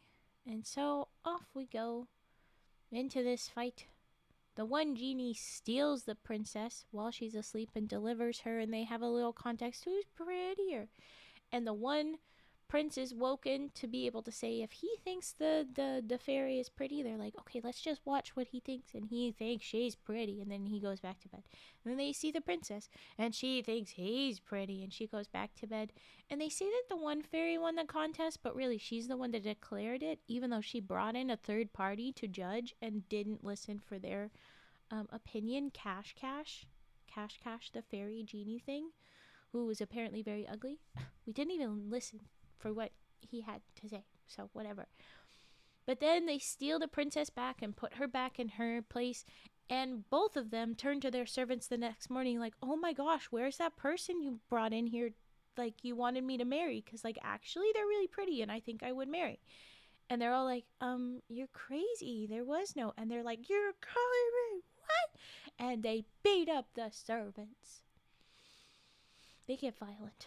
And then their prospective kings are like, whoa, what the hell is wrong with you? Look, we didn't do that. The prince is treated to, okay, you're ill. I'm going to look after you. We're going to go to an island and I'm going to look after you. Hopefully that makes you feel better. Poor little guy, pat, pat. And the princess is treated to, okay, you get less servants and you're never leaving. And oh my God, she's crazy. And hey, if anybody's willing to like cure her, you get your hand in marriage. Don't have to just be a prince no more. I know I said before, if you can cure her, you get her, but that was just a princess. Now it's open to anybody. And people be trying and they be failing, or they say, dude, she's not even crazy. She's quite sane. And they, don't like that he's saying that. And he, of course, kills them because they didn't actually cure her like they said they would. So that's great. But then this kid of the princess's nurse comes home from travels and is like, hey, sounds like things are going bad. What's up? He snuck in without the king knowing. And she goes, oh, yeah, it's not great. I'm not good. And I just want to marry this guy that I saw, but everybody says it didn't happen. And our foster brother of sorts says, okay, you know what? I'm going to go on more travels and I'm going to go try find him. I'm going to go find him. Don't you worry about it. Pat, pat. I'll find him. And we had ended at Buddy got to the prince. He hasn't been told exactly what happened with this prince. Or no, he just got the whole story. That's exactly where we ended. That's the last sentence. He's been told the story of this prince. And so this foster brother guy, Marzavan, is probably thinking to himself, oh my gosh, this is her. This is her love. This is him. I know what to do. But we're about to get to that point. I just realized that I need to run an ad or else we will have an interruption. So I am going to run a quick ad, but there's your summary, and then we'll jump in. Here we go. 1 minute ad. I'm sorry about needing to run ads, but it is necessary.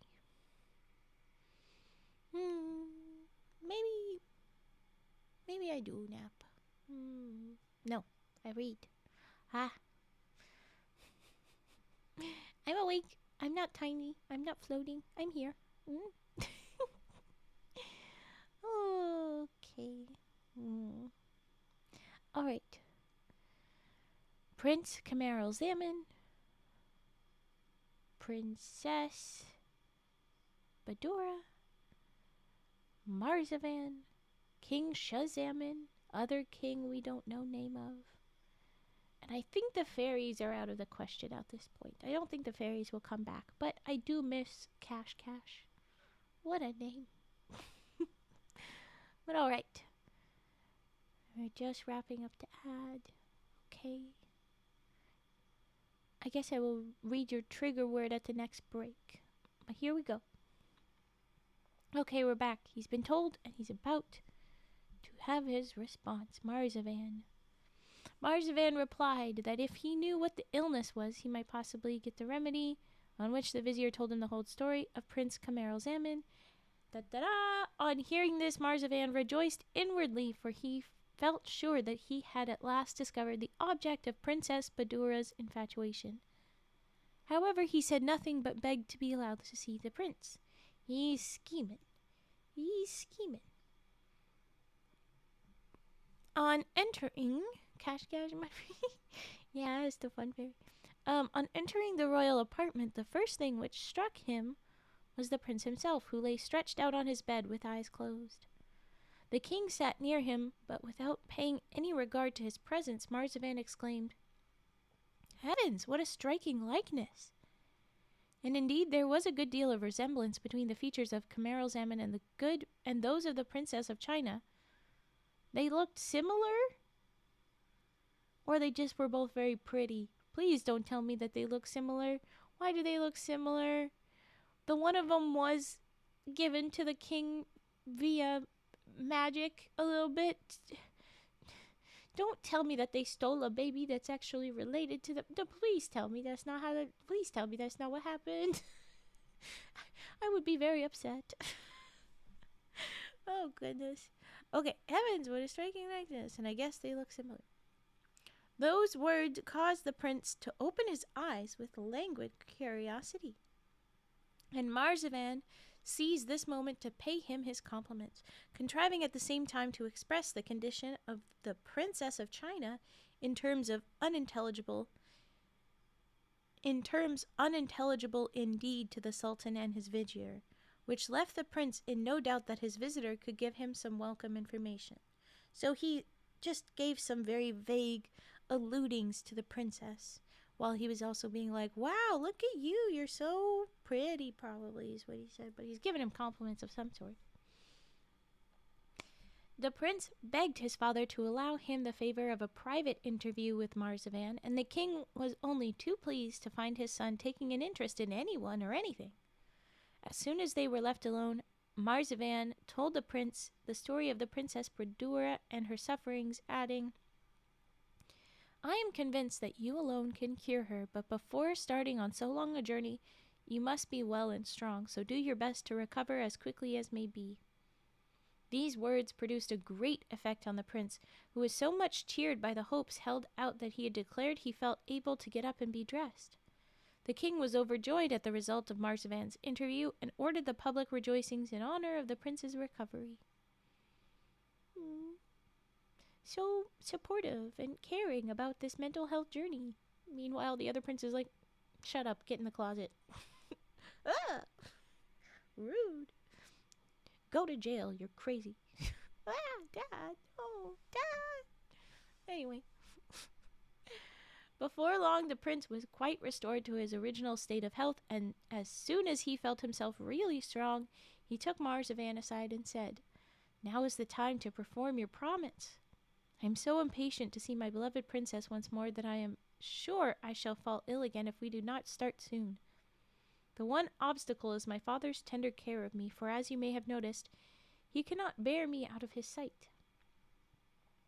Prince, replied Marzavan, I have already thought over the matter, and this is what seems to be the best plan. You have not been out of doors since my arrival.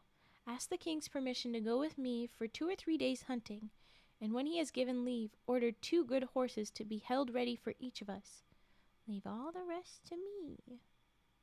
The next day the prince seized a favorable opportunity for making his request, and the king gladly granted it on condition that only 1 night should be spent out of fear of too great fatigue after such a long illness.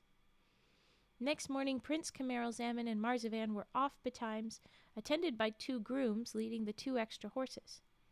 They hunted a little by the way, but took care to get as far from the towns as possible. At nightfall they reached an inn, where they supped and slept till midnight. Then Marzavan awoke and roused the prince without disturbing anyone else. He begged the prince to give him the coat he had been wearing, and to put on another which they had brought with them. They mounted their 2nd horses, and Marzavan led one of the groom's horses by the bridle. By daybreak our travelers found themselves where 4 crossroads met in the middle of a forest, where Marzavan begged the prince to wait for him, and leading the groom's horse into a dense part of the wood, he cut its throat, dipped the prince's coat in its blood, and having rejoined the prince, threw the coat on the ground where the roads parted. What the hell? That's not gonna make the king calm down. Oh my god. What the hell, Marzavan? This is not helpful. What the hell? Oh my god. In answer to Camaralzaman's inquiries as to the reason for this, Marzavan replied that the only chance they had of continuing their journey was to divert attention by creating the idea of the prince's death. You don't have to make him die, but you can send him in a different direction. You could say, oh, I guess he went insert random direction, but okay, fine. Your father will doubtless be plunged in the deepest grief, he went on, but his joy at your return will be all the greater. Okay, fuck. The prince and his companion now continued their journey by land and sea, and as they had brought plenty of money to defray their expenses, they met with no needless delays. At length they reached the capital of China, where they spent 3 days in a suitable lodging to recover from their fatigues. During this time, Marzavan had an astrologer's dress prepared for the prince. They then went to the baths, after which the prince put on the astrologer's robe and was conducted within sight of the king's palace by Marzavan, who left him there and went to consult his mother, the princess's nurse. Meantime, the prince, according to Marzavan's instructions, advanced close to the palace gates and there proclaimed aloud, "I am an astrologer, and I come to restore the health to the Princess Badoura, daughter of the high and mighty King of China, on the conditions laid down by his majesty of marrying her should I succeed, or of losing my life if I fail." It was some little time since anyone had presented himself to run the terrible risk involved in attempting to cure the princess, and a crowd soon gathered round the prince. On perceiving his youth, good looks, and distinguished bearing, everyone felt pity for him. Certain he would die, I guess. "What are you thinking of, sir?" exclaimed some. "Why expose yourself to certain death? Are not the heads you see exposed on the town wall sufficient warning? For mercy's sake, give up this mad idea and return whilst you can." But the prince remained firm, and only repeated his cry with greater assurance, to the horror of the crowd. "He is resolved to die," they cried. May heaven have pity on him." Camaralzaman now called out for the third time, and at last, the Grand Vizier himself came out and fetched him in. The Prime Minister led the prince to the king, who was much struck by the noble air of this new adventurer, and felt such pity for the fate so evidently in store for him, that he tried to persuade the young man to renounce his project. But Camaralzaman politely yet firmly persisted in his intentions, and at length the king desired the eunuch who had the guard of the princess's apartments to conduct the astrologer to her presence. The eunuch led the way through long passages, and Camaralzaman followed rapidly in haste to reach the object of his desires. At last they came to a large hall, which was the anteroom for the princess's chamber, and here Camaralzaman said to the eunuch, "Now you shall choose. Shall I cure the princess in her own presence, or shall I do it from here without seeing her?" The eunuch had expressed many contemptuous doubts as they came along the newcomer's powers, was much surprised, and said, "If you really can cure, it is immaterial when you do it. Your fame will be equally great." "Very well," replied the prince. "Then, impatient though I am to see the princess, I will effect the cure where I stand, the better to convince you of my power." He accordingly drew out his writing case and wrote as follows: "Adorable princess, the enamored Camaralzaman has never forgotten the moment when, contemplating your sleeping beauty, he gave you his heart. As he was at that time deprived of the happiness of conversing with you, he ventured to give you his ring as a token of love, and to take yours in exchange, which he now encloses in this letter. Should you deign to return it to him, he will be the happiest of mortals. If not, he will cheerfully resign himself to death, seeing he does so for love of you. He awaits your reply in your anteroom." Having finished this note, the prince carefully enclosed the ring in it without letting the eunuch see it, and gave him the letter, saying, "Take this to your mistress, my friend, and if on reading it and seeing its contents she is not instantly cured, you may call me an impudent impostor." I have to ask, why are you hiding it from the dude when it's pretty obvious he's holding the letter? He will be able to feel the weight of a ring in an envelope. Sir, you have failed your stealth. I'm sorry. No. But okay. The eunuch at once passed into the princess's room, and handing her the letter, said, "Madam, a new astrologer has arrived who declares that you will be cured as soon as you have read this letter and seen what it contains." The princess took the note and opened it with languid indifference. But no sooner did she see her ring than, barely glancing at the writing, she rose hastily, and with one bound reached the doorway and pushed back the hangings. Here she and the prince recognized each other, and in a moment they were locked in each other's arms, where they tenderly embraced, wondering how they came to meet at last after so long a separation. The nurse who had hastened after her charge drew them back into the inner room where the princess restored her ring to Camaralzaman. "Take it back," she said. "I could not keep it without returning yours to you, and I am resolved to wear that as long as I live." Aww. Meantime, the eunuch had hastened back to the king. "Sire," he cried, "all the former doctors and astrologers were mere quacks. This man has cured the princess without even seeing her. No, all of them ever were quacks, or, saw that she wasn't actually insane and can't be cured. But this man, confirmed what she was saying." But sure, okay.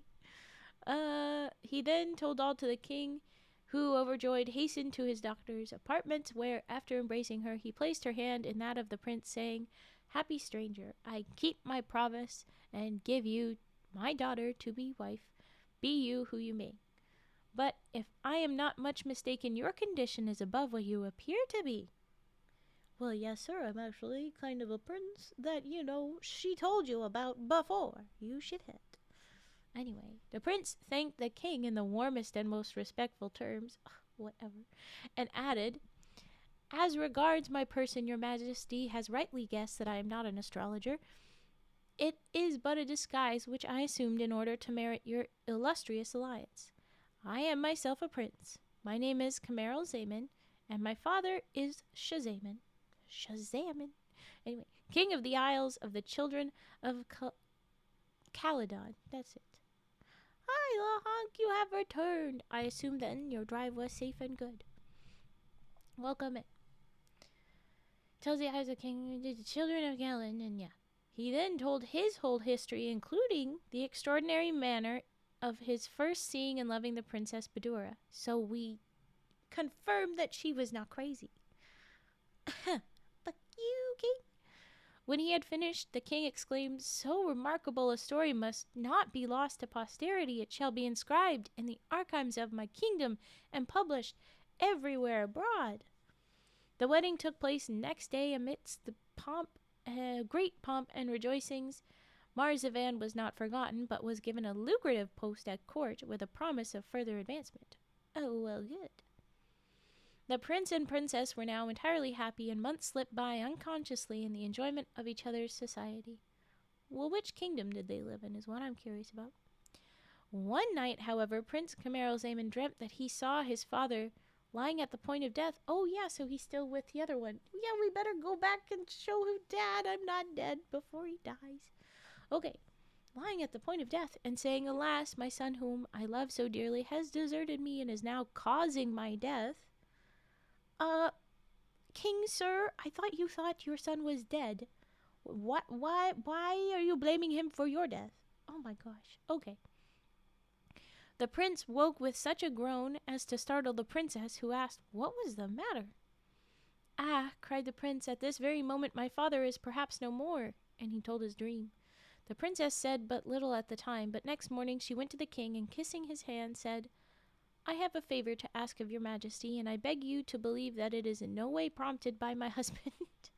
Sounds like it's very much prompted by your husband, ma'am. You are lying. "It is that you will allow us both to visit my father-in-law, King Shazaman." Sorry though the king felt at the idea of parting with his daughter, he felt her request to be so reasonable that he could not refuse it, and made but one condition, which was that she should only spend 1 year at the court of King Shazaman, suggesting that in future the young couple should visit their respective parents alternately. Yeah, that would be good. Until they have a kingdom of their own, because one of the sets of parents is gone. The princess brought this good news to her husband, who thanked her tenderly for this fresh proof of her affection. All preparations for the journey were now pressed forwards, and when all was ready, the king accompanied the travels for some days, after which he took an affectionate leave of his daughter, and charging the prince to take every care of her, returned to his capital. The prince and princess journeyed on, and at the end of a month reached a huge meadow interspersed with clumps of big trees, which cast a most pleasant shade. As the heat was great, Camaralzaman thought it well to encamp in this cool spot. Accordingly, the tents were pitched, and the princess, entering hers whilst the prince was giving further orders, removed her girdle. Why do we care about these details? What's about to happen? Removed her girdle, which she placed beside her, and desiring her women to leave her, lay down and was soon asleep. When the camp was all in order, the prince entered the tent, and seeing the princess asleep, he sat down near her without speaking. "Hi, majestic, and welcome in. Hi, hi, hi." His eyes fell on the girdle, which he took up, and whilst inspecting the precious stones set in it, he noticed a little pouch sewn to the girdle and fastened by a loop. He touched it and felt something hard within. Curious as to what this might be, he opened the pouch and found a cornelian engraved with various figures and strange characters. This cornelian must be something very precious, thought he, or my wife would not wear it on her person with so much care. In truth, it was a talisman which the Queen of China had given her daughter, telling her it would ensure her happiness as long as she carried it about her. Don't tell me her husband's about to steal it and make things awful. Please tell me. Yes, it be story time. Get cozy. If you have redeems, please do those. Please request those, and we'll do a little break. But okay. The better to examine the stone, the prince stepped to the open doorway of the tent. As he stood there holding it in the open palm of his hand, oh my gosh, he fucked it up. A bird suddenly swooped down, picked up the stone up in its beak, and flew away with it.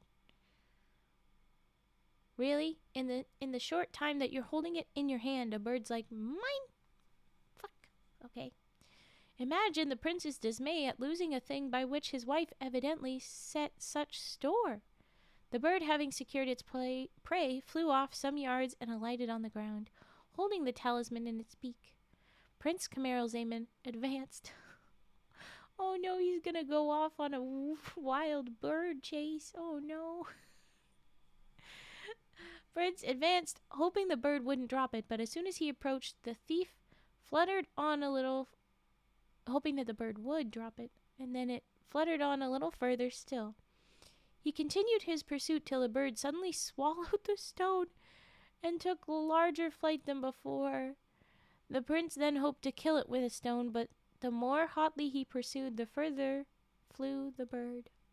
In this fashion he was led on by hill and dale through the entire day, and when night came, the tiresome creature roosted on the top of a very high tree where it could rest in safety.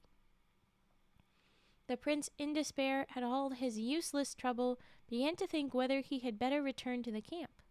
But, thought he, how shall I find my way back? Must I go uphill or down? I should certainly lose my way in the dark, even if my strength held out. What do you mean if you should go up or down the hill? Don't you know if you climbed a hill or went down one? What the hell? Oh no. Overwhelmed by hunger, thirst, fatigue, and sleep, he ended up spending the night at the foot of the tree. If the bird wakes up before you do, you're fucked, dude. Or worse, what if the bird does wake up and leaves, but a different bird that looks a lot like it comes in its place? Then you're really screwed. No. Next morning, Camaralzaman woke up before the bird left its perch. Okay, and no sooner did it take flight than he followed it again. Of course, with as little success as the previous day, only stopping to eat some herbs and fruit found by the way. In this fashion, he spent 10 days following the bird all day and spending the night at the foot of the tree, whilst it roosted on the topmost bough. On the 11th day, the bird and the prince reached a large town, and as soon as they were close to its walls, the bird took a sudden and higher flight and was shortly completely out of sight, whilst Camaralzaman felt in despair at having to give up all hopes of ever recovering the talisman of the Princess Badoura. Meanwhile, what is she thinking? She wakes up. So where is my husband? Oh, we don't know. I guess I better get dressed. Why? Why is my girdle doing a thing? What the heck is this? What the heck is this? Did my husband steal my talisman and leave? What's happening? Oh, okay. All right. Much cast down, he entered the town, which was built near the sea and had a fine harbor. He walked about the streets for a long time, not knowing where to go, but at length, as he walked near the seashore, he found a garden door open and walked in. Exactly, majesticable. The gardener, a good old man who was at work, happened to look up, and seeing a stranger who he recognized by his dress as a Muslim, he told him to come in at once and to shut the door. Camaralzaman did as he was bid and inquired why this precaution was taken. Because, said the gardener, I see that you are a stranger and a Mussulman, and this town is almost entirely inhabited by idolaters who hate and persecute all of our faith. Ooh. It seems almost a miracle that has led you to this house, and I am indeed glad that you have found a place of safety. Camaralzaman warmly thanked the kind old man for offering him shelter and was about to say more, but the gardener interrupted him with, Leave compliments alone. You are weary and must be hungry. Come in, eat, and rest. So saying, he led the prince into his cottage, and after satisfying his hunger, begged to learn the cause of his arrival. Camaralzaman told him all without disguise, and ended by inquiring the shortest way to his father's capital. For, added he, if I tried to rejoin the princess, how should I find her after 11 days' separation? Perhaps indeed she may be no longer alive. Why would she die? I mean, anything could happen, it's true, but what the At this terrible thought, he burst into tears. The gardener informed Camaralzaman that they were quite a year's land journey. How had you traveled so far, Camaralzaman? What the hell? You did this on foot. How did you get so far away? A year's land journey to any Mohammedan country, but that there was a much shorter route by sea to the Ebony Island, from whence the Isles of the Children of Khaladan could be easily reached, and that a ship sailed once a year for the Ebony Island, by which he might get so far as his very home. Oh my gosh. Girdle power. You don't get it, bro. It's a Chevy. So he might be able to make it within a year. So his wife has been delivered to meet his dad, and dad's probably like, who are you? What the hell is happening? And she'd be like, okay, so I promised I married your son, but now he's gone? And I only have a year to spend with you, and I have to go back. What the hell is going on? Oh my gosh. Okay. If only you had arrived a few days sooner, he said, you might have embarked at once. As it is, you must now wait till next year, but if you care to stay with me while I offer you my house, such as it is, with all my heart. Damn it. Prince Camaralzaman thought himself lucky to find some place of refuge, and gladly accepted the gardener's offer. He spent his days working in the garden, and his nights thinking of and sighing for his beloved wife. Let us now see what had become during this time of the Princess Badoura. Yes, I'd like to know what the hell's happening on her end. Poor lady. On first waking, she was very much surprised not to find the prince near her. She called her women and asked if they knew where he was, and whilst they were telling her that they had seen him enter the tent but had not noticed his leaving it, she took up her belt and perceived that the little pouch was open and the talisman gone. She at once concluded that her husband had taken it and would shortly bring it back. She waited for him till evening rather impatiently, and wondering what could have kept him from her so long, when night came without him, she felt in despair and abused the talisman and its maker roundly. So she's cursing them, I think they mean. In spite of her grief and anxiety, however, she did not lose her presence of mind, but decided on a courageous, though very unusual step. Only the princess and her women knew of Camaralzaman's disappearance, for the rest of the party were sleeping or resting in their tents. Fearing some treason should the truth be known. Oh yeah, if they were like, oh no, it's just the woman in charge here. She ordered her women not to say a word which would give rise to any suspicion. Hi, Gage! And proceeded to change her dress for one of her husbands, to whom, as has been already said, she bore a strong likeness. Oh, are you kidding me? She's gonna dress up like her husband? Oh my god.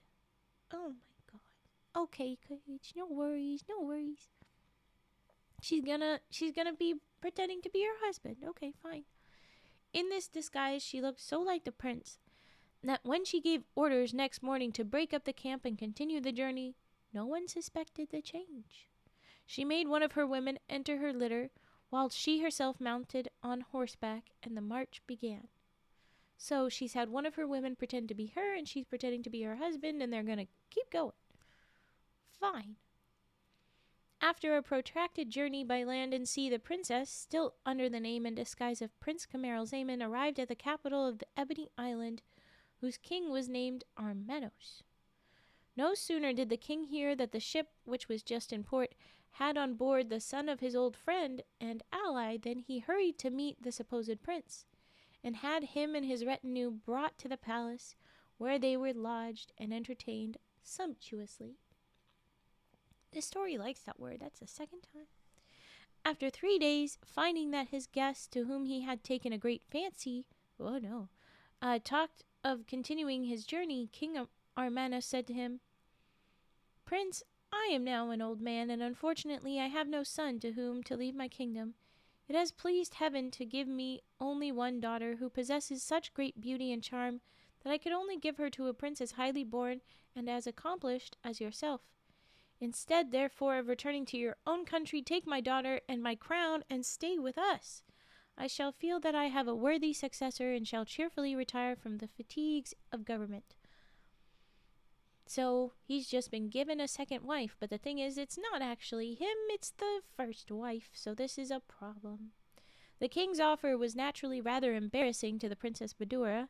She felt that it was equally impossible to confess that she had deceived him, or to refuse the marriage on which she had set his heart, a refusal which might turn all his kindness to hatred and persecution. Yeah. Oh my gosh, dude. Yep. Okay, all things considered, she decided to accept, and after a few moments' silence, said with a blush, which the king attributed to modesty, Sire, I feel so great an obligation for the good opinion of your majesty has expressed for my person and the honor you do me that, though I'm quite unworthy of it, I dare not refuse. But, sire, I can only accept such an alliance if you give me your promise to assist me with your counsels.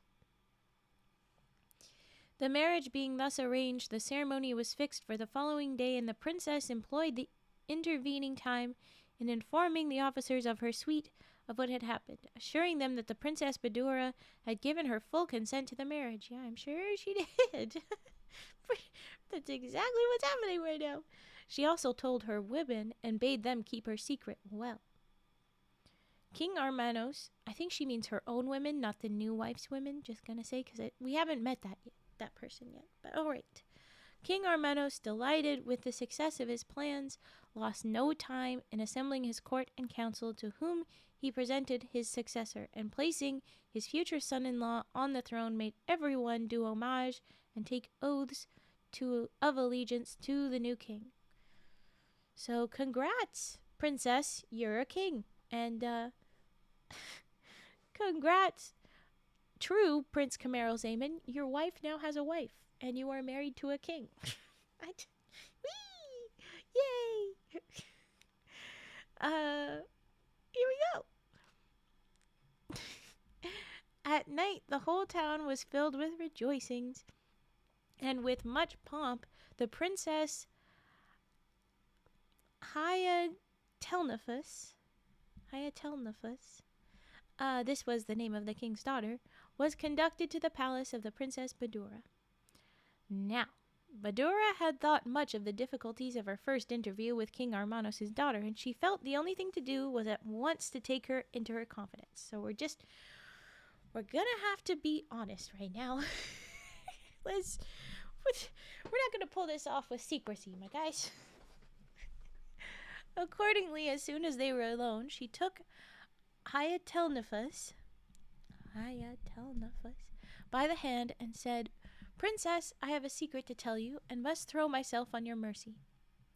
I am not Prince Camaralzaman, but a princess like yourself and his wife, and I beg you to listen to my story. Then I am sure you will forgive my imposture in sympathy and affection." Badoura, have we got a show for you? A little bit.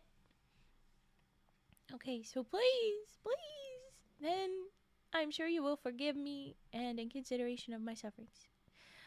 She then related her whole history. Really, we're going to start with where? My name is Haya tell none of us. Haya tell none of us. Yeah. Close. Yeah. I don't know where she starts with her whole story, but I guess. Okay.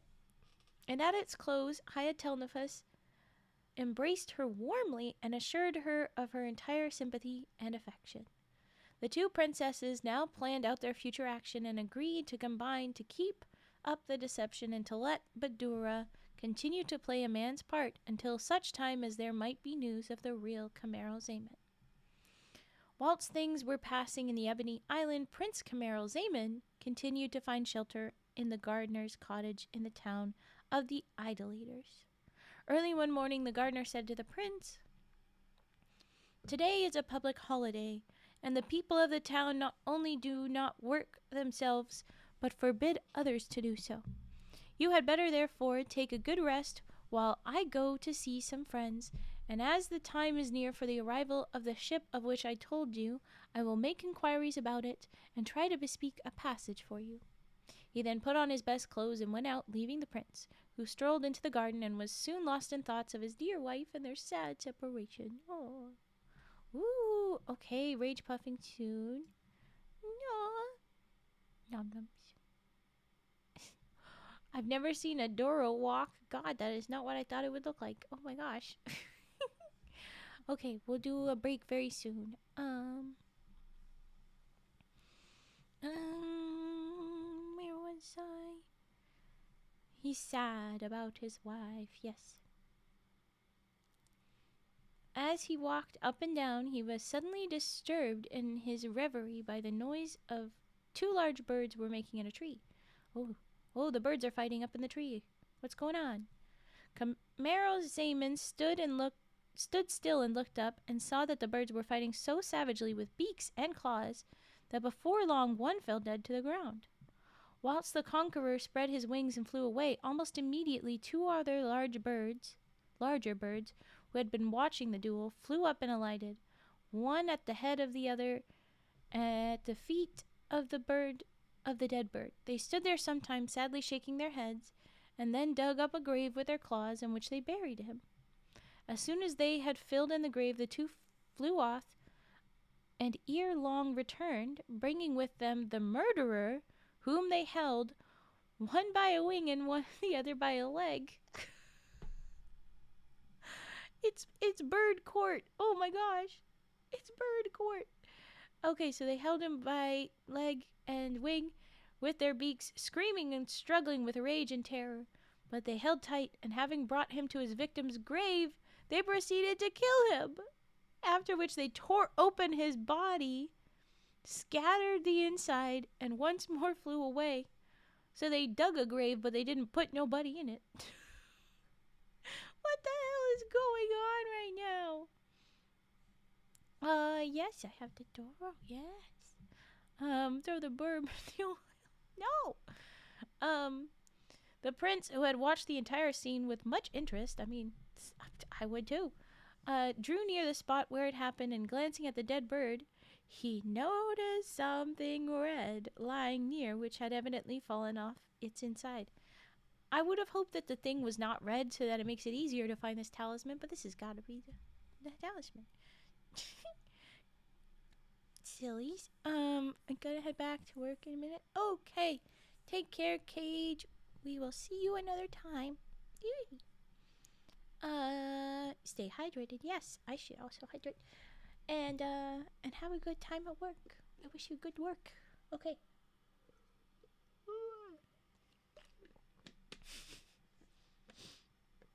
Well, I was going to hydrate myself. I will refund those points just because I can. Because I was in the process of drinking when you did that. Okay. He found something in there. He picked it up, and what was his surprise when he recognized the Princess Badoura's talisman, which had been the cause of many misfortunes. It did not help that bird, since the talisman was supposed to give good life. It did not help the bird. It would be impossible to describe his joy. He kissed the talisman repeatedly, wrapped it up, and carefully tied it round his arm. For the first time since his separation from the princess, he had a good night, and next morning he was up at daybreak and went cheerfully to ask what work he should do. The gardener told him to cut down an old fruit tree which had quite died away, and Camaralzaman took an axe and fell to vigorously. Okay. As he was whacking at one of the roots, the axe struck on something hard. On pushing away the earth, he discovered a large slab of bronze, under which was disclosed a staircase with 10 steps. This sounds like one of these types of stories where you end up with a wife at the end. Are you really going to have 3 wives? Or rather, 2 wives and one of your wife has her own wife? Is that what we're really doing right now? Staircase with 10 steps. He went down them and found himself in a roomy kind of cave in which stood 50 large bronze jars, each with a cover on it. The prince uncovered one after another and found them all filled with gold dust. Delighted with his discovery, he left the cave, replaced the slab, and having finished cutting down the tree, waited for the gardener's return. The gardener had heard the night before that the ship about which he was inquiring would start ere long. But how did I lose it? Ere long. But the exact date not being yet known, he had been told to return next day for further information. He had gone therefore to inquire, and came back with good news beaming in his face. "My son," said he, "rejoice and hold yourself ready to start in 3 days' time. The ship is set to sail, and I have arranged all about your passage with the captain." Woohoo! Talk about a wedding dream. Only have one wife, more than one is chaotic, unless you know how to divide attention. It's just a untypical way of life for many people, but very typical for them then and there. So I'm not going to judge it, but I especially appreciate the secret gay kind of covered up inside it. It's the wife that is king and has her own wife that I'm enjoying.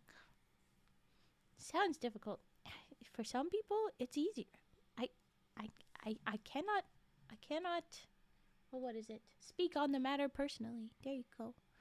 Thank you for posture check, Devon. Hi, Devon. I'll do stretch. I'm just gonna find a good spot to stop, and then we'll do a redeem break.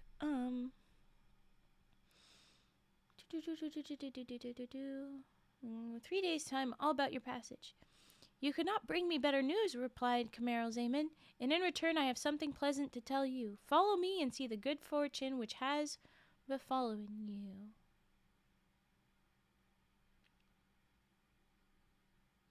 He then led the gardener to the cave, and having shown him the treasure stored up there, said how happy it made him that heaven should in this way reward his kind host many virtues and compensate him for the privations of many years. Aww. Okay, yeah. We'll go ahead and stop that right there. I think we'll pick it back up once we are ready. Da-da-da-da-da-da. We will swap 2 triggers now. If I can just... Okay. Let's do triggers. I have a couple of trigger words. Oh boy. I'm going to start with Adon's. And then we'll do the rage puffing. And then the mouth pops. And then the other trigger word from Lahonk. Okay. No, I'll do both trigger words. Okay, here we go. First we have... The soft crackle of the fireplace fills the room as the warmth wraps around you like a cozy blanket. And then there's 2 emotes. In here it says, Pamu love 1, Pamu love 2. Okay. And then we have from Lahonk, Adon is smelly and do likes grasshoppers. Lahonk has lots of things to say. Lots of things to make me say. Little shit. It's not my fault. It's hers. She was wild. Whose? Don't imply it's my fault. What? I don't know what you're doing. Do smells like grasshoppers. Oh, you said you like grasshoppers. Is what I found. Okay. And then rage puffing and mouth pops. Oh, no, wait.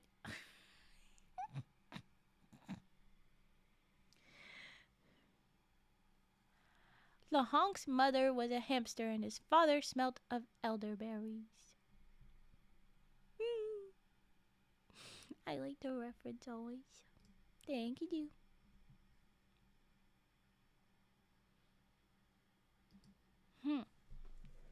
Okay. The rage puffing and mouth pops. Prepping things.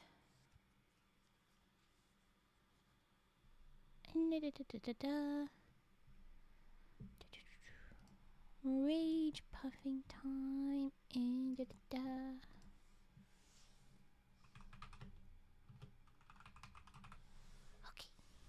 I get angry. Forgive me, Frau. Don't bonk Do. Don't do that. Do was very retaliatory.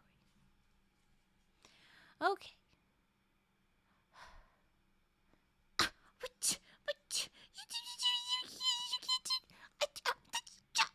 I will.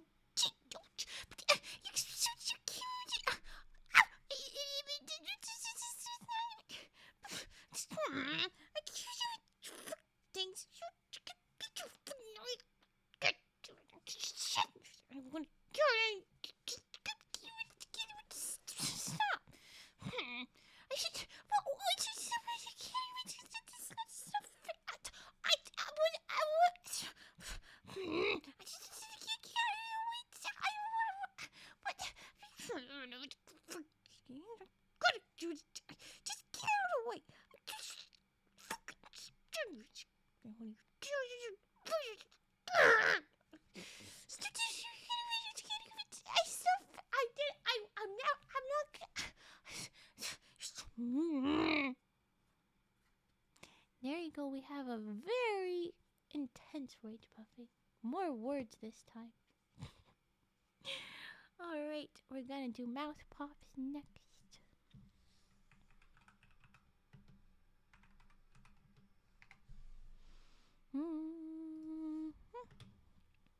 Okay.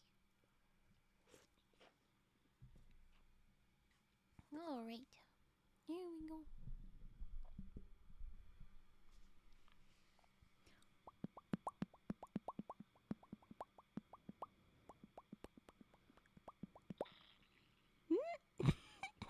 What was that? Okay, I don't know what's going on.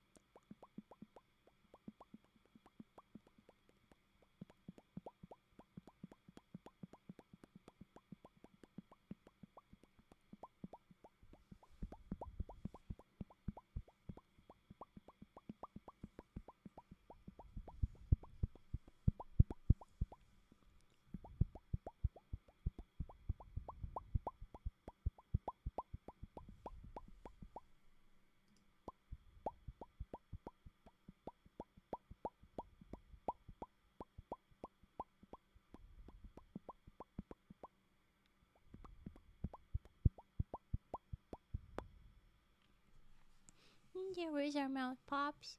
Wait, what did you just do? What the heck just happened? What is that? How? I didn't do that. How did you? What? Command add LeBonk. LeBonk was probably naughty and has been LeBonked thusly. That must have hurt. Better behave. What the heck is this? Your response is just, I say, successfully added command LeBonk. Wait, what do you mean? I didn't do shit. And I have legs and 4 arms. My model doesn't. LeBonk. And then LeBonk was probably naughty and has been LeBonk. How did you do that? Physically, how? I'm going to have to change that because I feel like someone could abuse however you just did that. We need to fix that. What the heck was that? What the heck? Seriously, go ahead and... Can you give me all the information on how you did that in the Discord, please? Do. And tell the rest of our mods that chat so that we can maybe figure out what the heck. I need to organize around that. And the other mods know better than I do. But I what the heck? Okay. I did the mouth time. No, you cannot. Illegal. Don't do it. You just think it's for mods and admin only. Okay, so that helps. What the hell just happened? Maybe... Things I should look into. Okay. Alright. There's your little popcorns. I think we will be getting back to story, so good time for popcorns. Does anybody need a story summary? I think everybody here has been here for the last one, I think. Yeah. No Horbert? There was no Horbert redeem, buddy. There was no redeem for Horbert. What do you mean? Horbert was last break. Did you want Horbert? You can redeem a Horbert. I'm not stopping you. You just didn't do it. Do you have the points?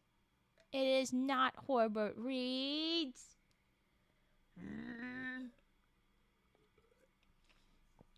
You little shit. You little shit. Okay. Noisy water bottle. Let's go back to story then. No Horbert.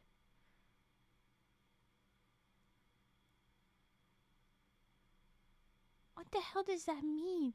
Dude, you're gonna have to spell it all out for me. Seriously. Immediately. I want to know. I'm so confused, but I don't want it to be general information. Don't let Lahonk know. I feel like that specifically is dangerous. Said the cooldown. Oh, okay, so that's good. That's good to know. But what the heck? Oh my gosh. Just go Discord. Give me all the specifics without everybody else. I don't know why, but you do deserve it a little bit. You need LeBonkings right back. Okay. Back into the story.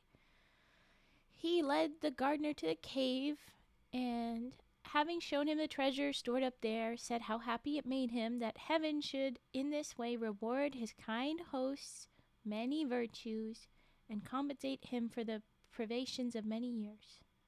Yay. What do you mean? Asked the gardener. Do you imagine that I should appropriate this treasure? It is yours, and I have no right whatever to it. For the last 80 years, I have dug up the ground here without discovering anything. It is clear that these riches are intended for you, and they are much more needed by a prince like yourself than an old man like me, who am near my end and require nothing? That's kind of the backwards. What do you mean? You are near your end, so you should rest and have money that you don't have to work for. What the hell is wrong with you, old man? Oh my gosh. This treasure comes just at the right time when you are about to return to your own country where you will make good use of it. He will have plenty of money probably, but okay, fine. But the prince would not hear of this suggestion, and suddenly, after much discussion, they agreed to divide the gold. My assumption always was that they would have divided the gold, but fine. When this was done, the gardener said, "My son, the great thing now is to arrange how you can best carry off this treasure as secretly as possible for fear of losing it." True. Especially on a ship. Tensions might be high. Where was it? I look down and I lose it.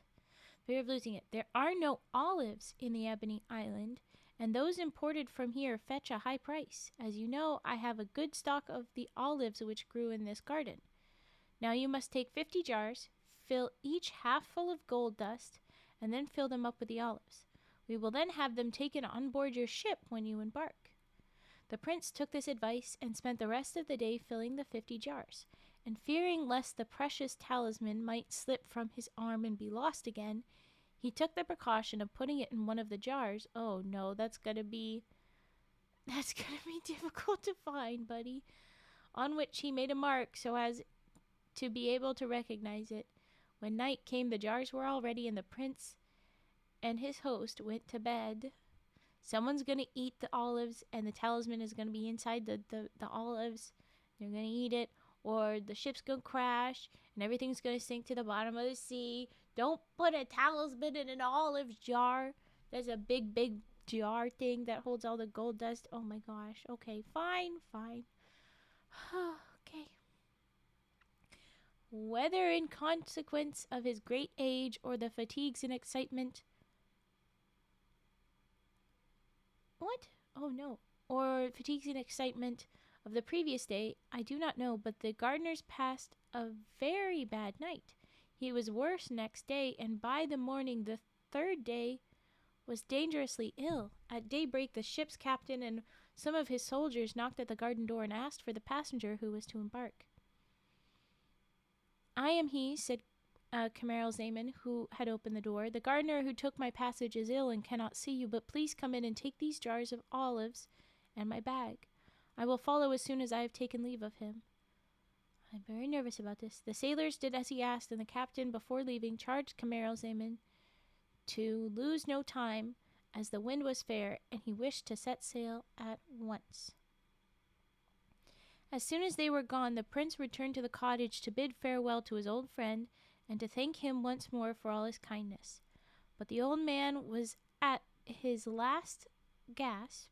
Ooh, thank you for the follow.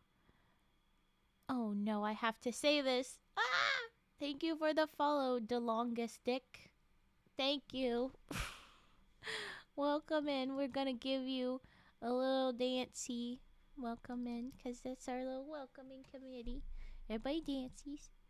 And the storm that is approaching. Well, okay. You're headed to bed at dawn? Alrighty, eat well, take care, get good rest. Oh boy.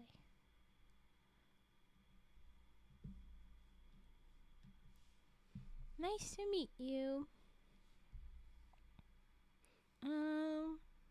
I'm well lost.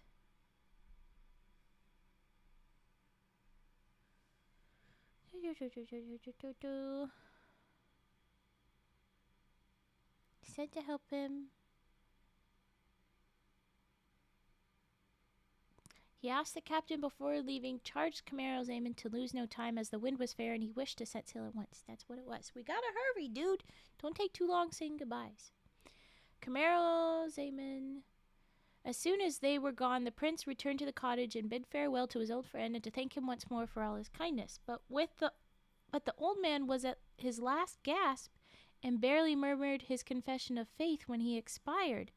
So there's just half of 5 jars filled with gold dust that do not belong to nobody. Well, goddamn. Camaralzaman was obliged to stay and pay him the last offices, so having dug a grave in the garden, he wrapped the kind... Oh no. I'm so concerned. Oh no. No. No. Oh no. Can't you just ask somebody else to do this, please? Oh no, he's the only Muslim in this town. Fuck! Damn it! This poor guy. Camaralzaman was obliged to stay and pack him the last offices, so having dug a grave in the garden, he wrapped the kind old man and buried him. He then locked the door, gave up the key to the owner of the garden, and hurried to the quay, only to hear the ship had sailed long ago after waiting 3 hours for him. So he spent way too long. Goodness. What do we do about this? But then, they left. It may well be believed that the prince felt in despair at this fresh misfortune, which obliged him to spend another year in a strange and distasteful country. Moreover, he had at once more lost the princess's Badoura's talisman because he put it in a fucking olive jar, which he feared he might never see again. Yeah. There was nothing left for him but to hire the garden as the old man had done, and to live on in the cottage. As he could not well cultivate the garden himself, he engaged a lad to help him, and to secure the rest of the treasure, he put the remaining gold dust into 50 more jars, filling them with olives, so as to have them ready for transport. Whilst the prince was settling down to this second year of toil and privation, the ship made a rapid voyage and arrived safely at the Ebony Island. As the palace of the new king, or rather the Princess Badoura, overlooked the harbor, she saw the ship entering it and asked what vessel it was coming in so gaily decked with flags, and was told that it was a ship from the island of Idolaters, which yearly brought rich merchandise. The princess, ever on the lookout for any chance of news of her beloved husband, went down to the harbor attended by some officers of the court, and arrived just as the captain was landing. She sent for him and asked many questions as to his country voyage and passengers he had, and what his vessel was laden with. The captain answered all her questions and said that his passengers consisted entirely of traders who brought rich stuffs from various countries, fine muslins, precious stones, musk, amber, spices, drugs, olives, and other things. So just, drugs and the olives that are actually a bunch of gold hidden amongst all the many things. As soon as he mentioned olives, the princess, who was very partial to them, exclaimed, "I will take all you have on board." Well, thank goodness she loves olives. Or else she would never get her stuff. My gosh. Okay.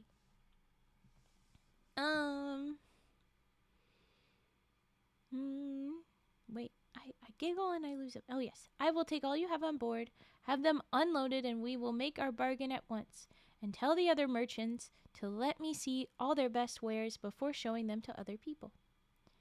"Sire," replied the captain, "I have on board 50 very large pots of olives. They belong to a merchant who was left behind it, as in spite of waiting for him, he delayed so long that I was obliged to set sail without him." "Never mind," said the princess, "unload them all the same, and we will arrange the price."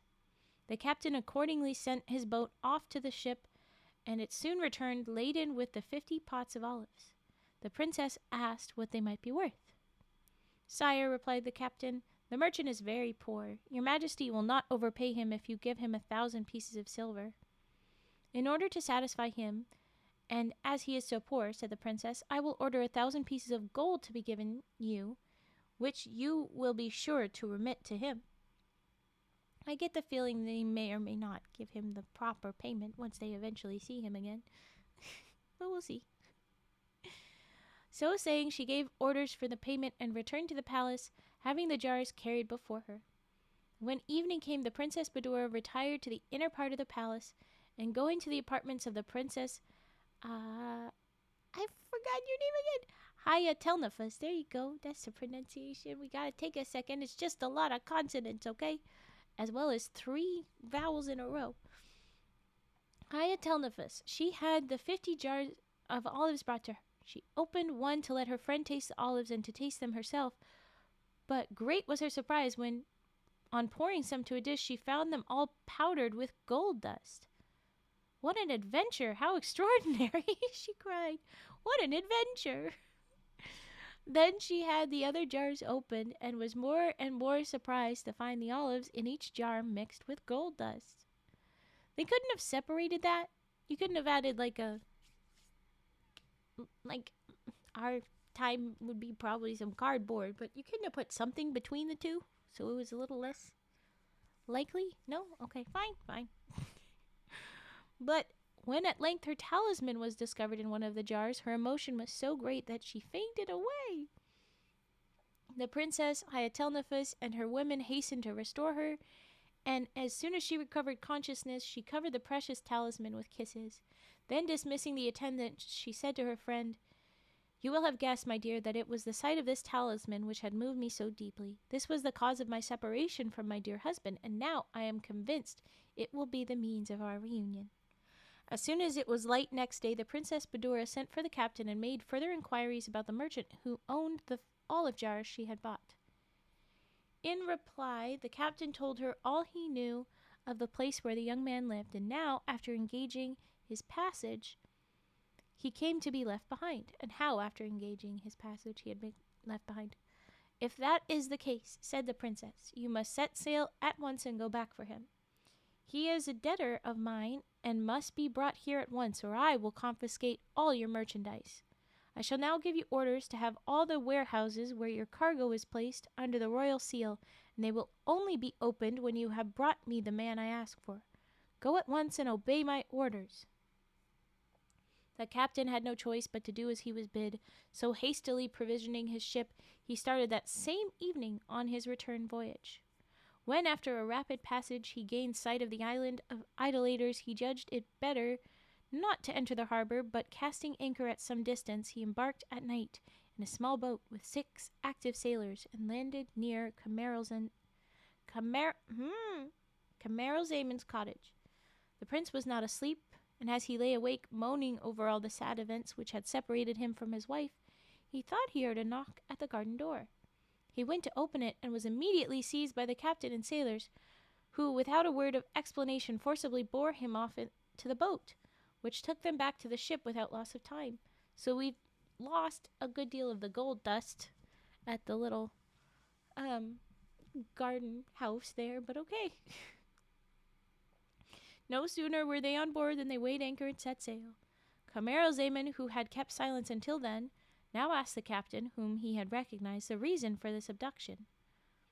"Are you not a debtor of the king of the Ebony Island?" asked the captain. Why, I never even heard of him before, and never set foot in his kingdom," was the answer. "Well, you must know better than I," said the captain. "You will see him now, and meantime be content where you are and have patience." No? If I was in that situation, I would be like, no? I don't owe him shit. What the hell do you mean? The return voyage was as prosperous as the former one, and though it was night when the ship entered the harbor, the captain lost no time in landing with his passenger, whom he conducted to the palace where he begged an audience with the king. Directly the Princess Badoura saw the prince, she recognized him in spite of his shabby clothes. She longed to throw herself on his neck, but restrained herself, feeling it was better for them both that she should play her part a little longer. Yeah, they still think that she's her husband, so just falling on a random guy would probably look weird. She therefore desired one of her officers to take care of him and treat him well. Next, she ordered another officer to remove the seals from the warehouse, while she presented the captain with a costly diamond and told him to keep the 1,000 pieces of gold paid for the olives, as she would arrange matters for the merchant himself. So this guy just gets paid a bunch of gold and a diamond for kidnapping him? Okay, fine. She then returned to her private apartments, where she told the Princess Hyatelnephus all that had happened, as well as her plans for the future, and begged her assistance, which her friend readily promised. Friend, that is your wife. Next morning, she ordered the prince to be taken to the bath and clothed in a manner suitable to an emir or a governor of a province. He was then introduced to the council, where his good looks and grand air drew the attention of all on him. Princess Badoura, delighted to see him looking himself once more, turned to the emirs, saying, "My lords, I introduce to you a new colleague." Camaralzaman. That's your name, you dumbass. Anyway, whom I have known on my travels, and who I can assure you, you will find well deserves your regard and admiration. Camaralzaman was much surprised at hearing the king, whom he never suspected of being a woman in disguise, asserting their acquaintance, for he felt sure he had never seen her before. You mean him before? However, he received all the praises bestowed on him with becoming modesty, and prostrating himself said, Sire, I cannot find words in which to thank your majesty for the great honor conferred on me. I can but assure you that I will do all in my power to prove myself worthy of it.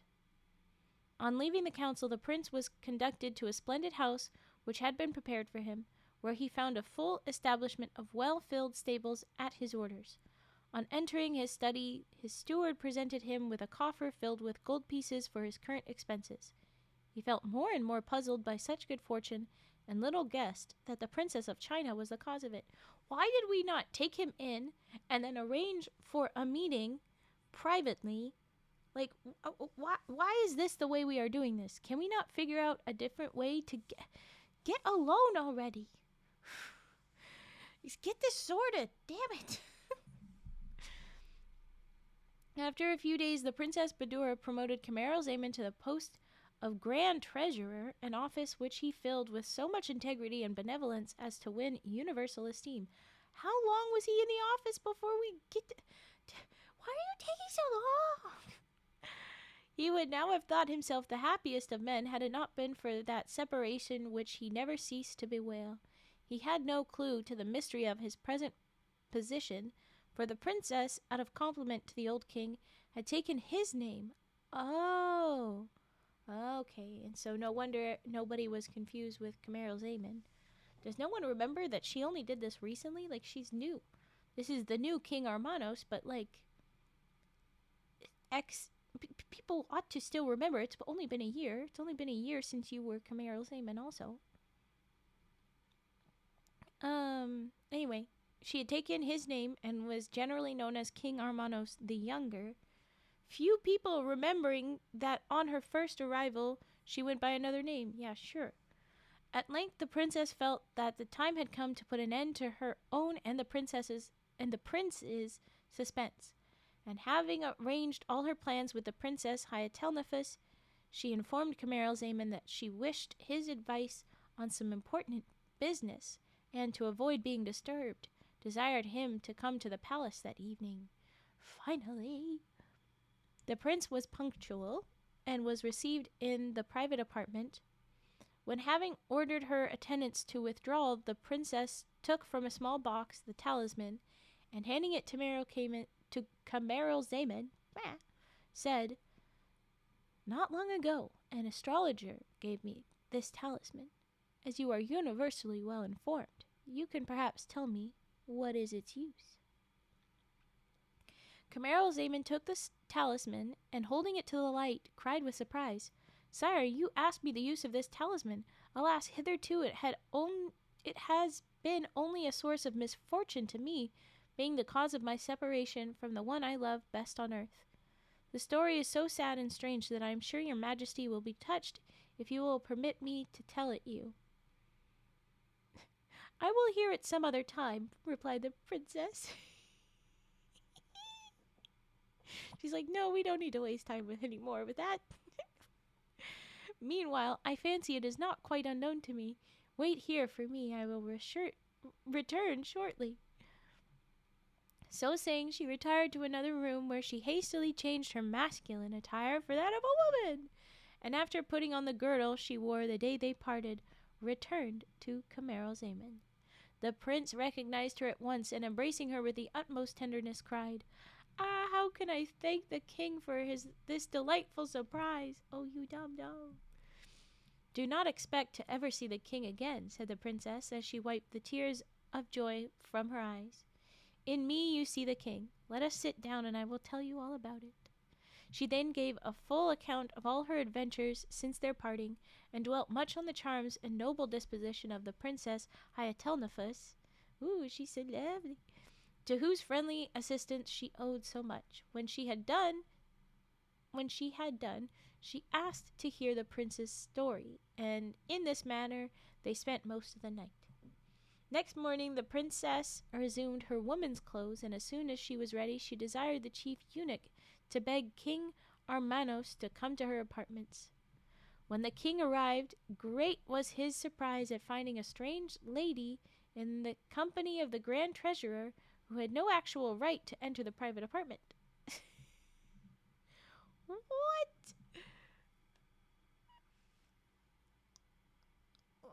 The princess resumed her woman's clothes. How are you?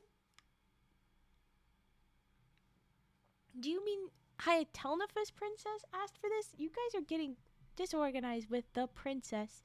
You need to be more specific with names. Ah! Okay. But fine. Now, what are you doing in here? Seating himself, he asked for the king. Sire, said the princess, yesterday I was the king. Today I am only the princess of China and wife to the real Prince Camaralzaman, son of King Shazaman, and I trust that when your majesty shall have heard our story, you will not condemn the innocent deception I have been obliged to practice. Oh, this is the original Armanos, not Armanos the Young. That's the Armanos that showed up. I see now, okay. Whew, okay. We can't have everybody have the same name. The princess, Armanos. Be specific.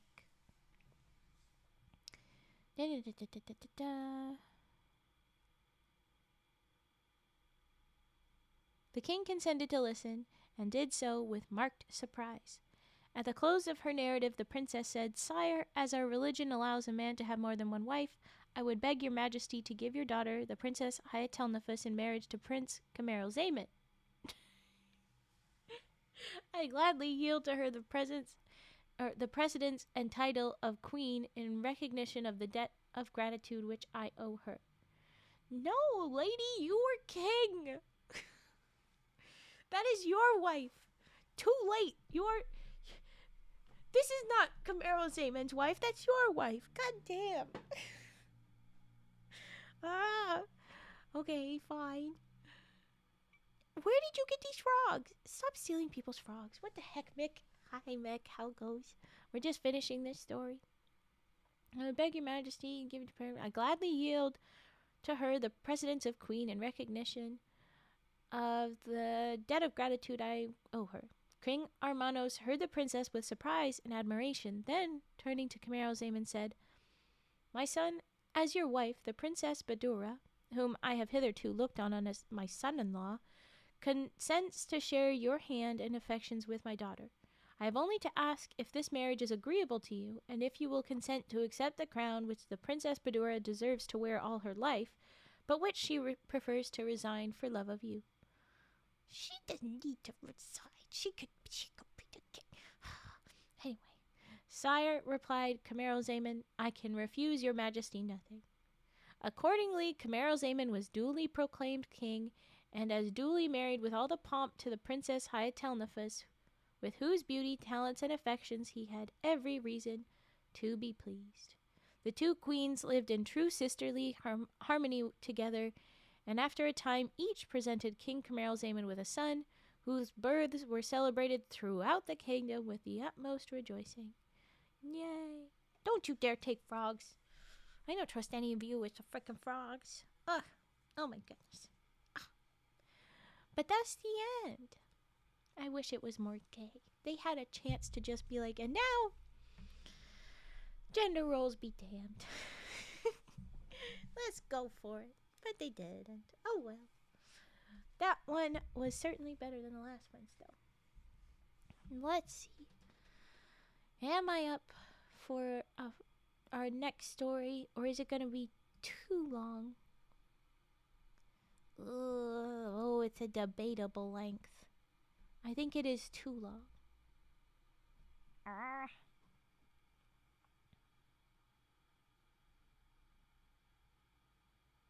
Wait, I think we know these names. Did we already meet some of these people? I don't know. I think probably. It seems like we are meeting Balsora, capital of the kingdom, and we see during the time of Caliph Harun al-Rashid. the king of Badoura. So I think we are referring to that again. That was a good story. 4 gold-dusted olive jars out of 5. Yeah. Okay. Well, I don't think I will be able to finish this one in time for when I would like to end stream, because I'm going to end within an hour. That is the plan. I hate to break your hearts, but also I need to. And so we will put that little stories away, and I think we will transition to 2-minute mysteries and or just ASMR and chatting times? Question marks? You tell me, chat. What are we feeling? I got my book of the little mysteries. They're here. They're ready. Ooh. But I think that was a good one. I'm glad we read it.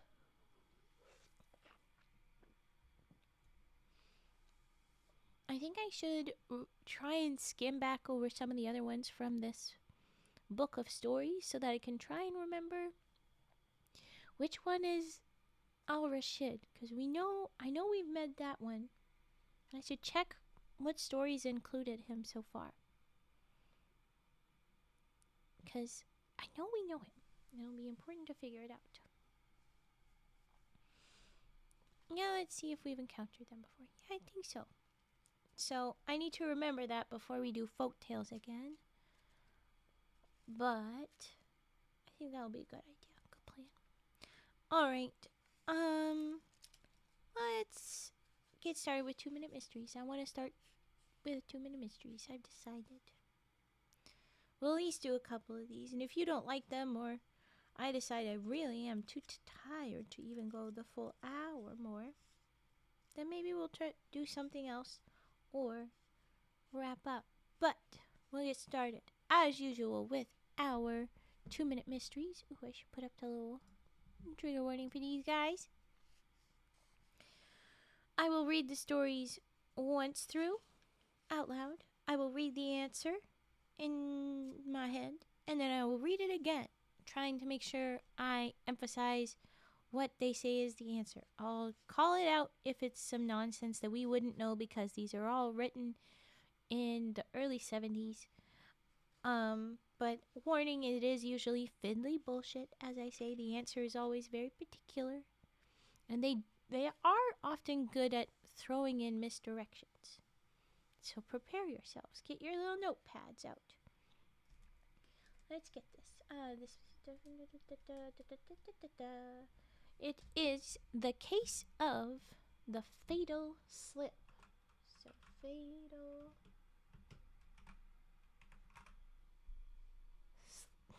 No, not sleep. You didn't see that, but I mistyped. The fatal slip. The case of the fatal slip. Here we go. Dr. Herlegian parked his car and offered his services to the state trooper. We're in America. Okay. This confirms it. The policeman was about to question one of the drivers involved in a tragic accident on the winding mountain road. The driver was young, broad-shouldered, and dressed in evening attire that was spotless, except at the trouser cuffs and shoes. These were splattered with mud. Dazedly, he told his story. So maybe a bit concussed? Question mark. I was taking Joan to the dance.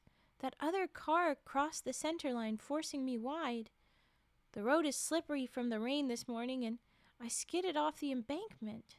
Officially not driving. Congrats! Because we're about to tell a story about, apparently, a driving accident. Restricted to your phone. Alrighty. Good to know. Thank you.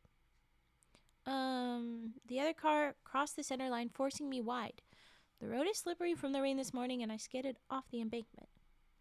Luckily, he continued, I escaped injury when my car hit that tree. But Joan was knocked unconscious. I carried her back toward the road. As I passed the side of the ravine, I slipped and stumbled from my arms. It was horrible. I didn't cross the line, insisted the other driver. When I heard his car crash through the rail, I braked and hurried back to help. What did you see? Asked Telegian. He was carrying the young lady, admitted the second driver. As he got near the embankment, he slipped to his knees and the girl fell without a sound. Helegian descended the treacherously wet embankment. The intermingling of grass, rocks, and mud made a search for footprints useless. At the spot where the first driver said he lost his hold, Helegian could see the broken figure of the girl 100 feet below. Back on the road, he said, "I should hold both of these men on suspicion of murder, officer." Why? Get this, I think I already know. I think I know. Okay. I read.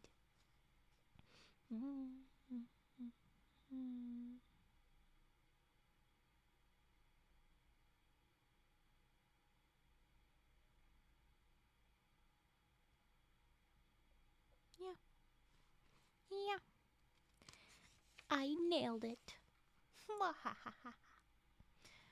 And that means that I trust that someone else will be able to get it if I got it. Okay. I'm going to read it out loud again.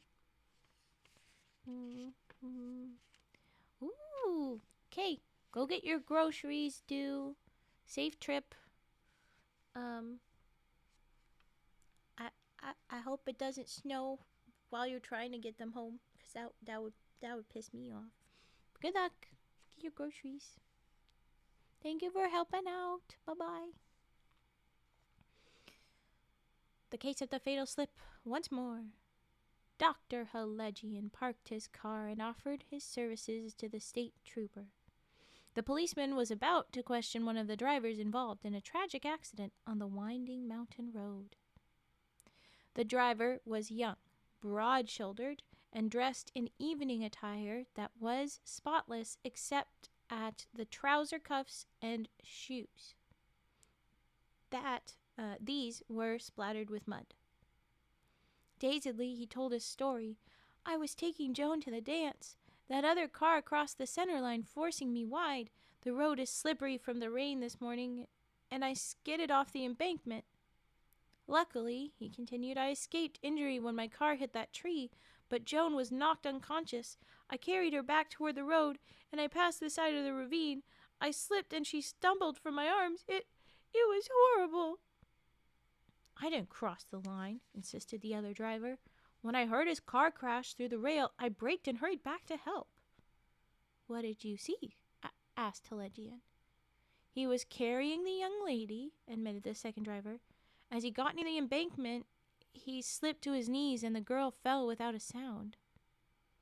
Helegian descended the treacherously wet embankment. The intermingling of grass, rocks, and mud made a search for footprints useless. At the spot where the first driver said he lost his hold, Helegian could see the broken figure of the girl 100 feet below. Back on the road, he said, "I should hold both of these men on suspicion of murder, officer." Why? And now I shall hum. You have about a minute.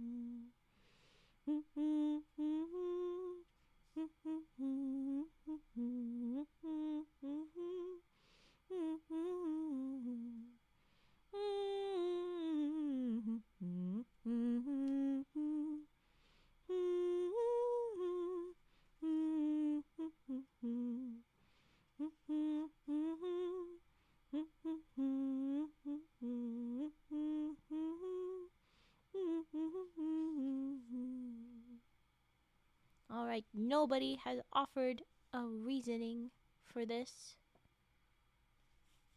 I will read it to you now. My goodness. Halegian suspected that the two men had staged the accident. When the driverless car missed the ravine and crashed into the tree, instead, they had thrown the girl to her death. Had the young man slipped to his knees, in quote, the mud, as his overeager accomplice claimed, slipped in the mud, as the overeager accomplice claimed, his clothes in that area would not have been spotless. So when we said at the top that he was spotless except for at the bottom of his shoes, that shows that, okay, yeah, he's been out, but he hasn't slipped yet. Because that's the only part that's dirty. The shoes and the bottom of his pants. And the fact that the other guy went along with it proves that he was in on it. They both need to go to jail. I like the insinuation, though, that it was in the first place. They didn't even risk the guy. Of course, they had the driverless car crash. And that didn't work enough, so that's why they threw her. Nonsense. Craziness. Well, with that, I will do another one. Oh boy. Let's see if you can send a message in chat for this one. Formula. Health formula. I realize I only said the second word. What? Okay. Health formula. Whatever that's gonna be.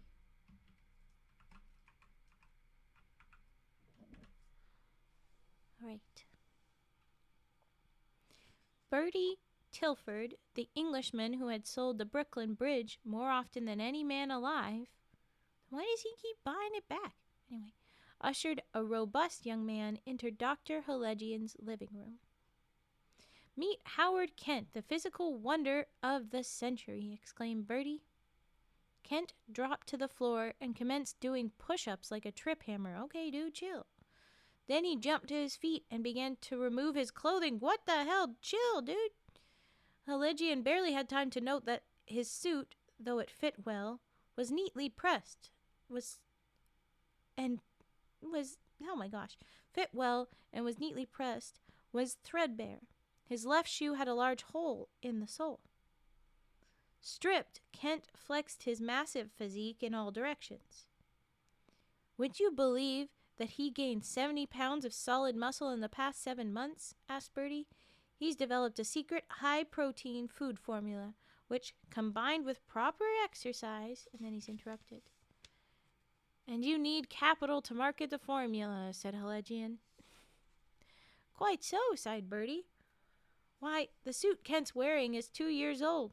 He's put every cent into perfecting his secret formula, and I am, frankly, temporarily out of funds, or I would plunge for the whole thing myself.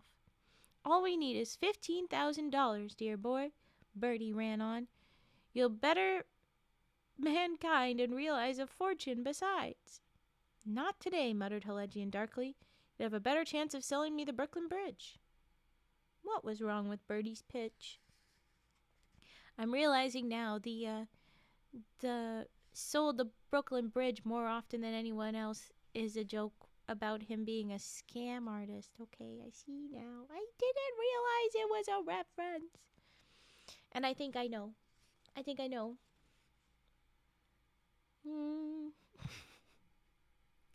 Yep.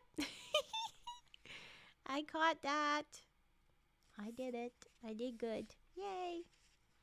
More pats for Raven. Yay. This means that you can do it too. I'm sure you can. So I will read it again. Here we go. Bertie Tilford, the Englishman who had sold the Brooklyn Bridge more often than any man alive, ushered a robust young man into Dr. Halegian's living room. Meet Howard Kent, the physical wonder of the century, exclaimed Bertie. Kent dropped to the floor and commenced doing push-ups like a trip hammer. Then he jumped to his feet and began to remove his clothing. Halegian barely had time to note that his suit, though it fit well and was neatly pressed, was threadbare, which is just like it's worn out. His left shoe had a large hole in the sole. Oh my gosh, I'll restart. Oh my gosh, Alan and Bill the Duck, hello you guys, welcome in. Come get cozy. Hi. I only got through a couple paragraphs of this new story. They're all short, but I'm going to restart them for you guys. Hello, welcome. I'll wait for a hello, and then I'll make sure I can go again. Beware, Bill the Duck is arriving to your location. There's nothing you can do. He may have homies. He may have homies. Beware. Well, thank you, Alan. And Bill. I'm going to do... I'm sorry, I'm slow. Okay.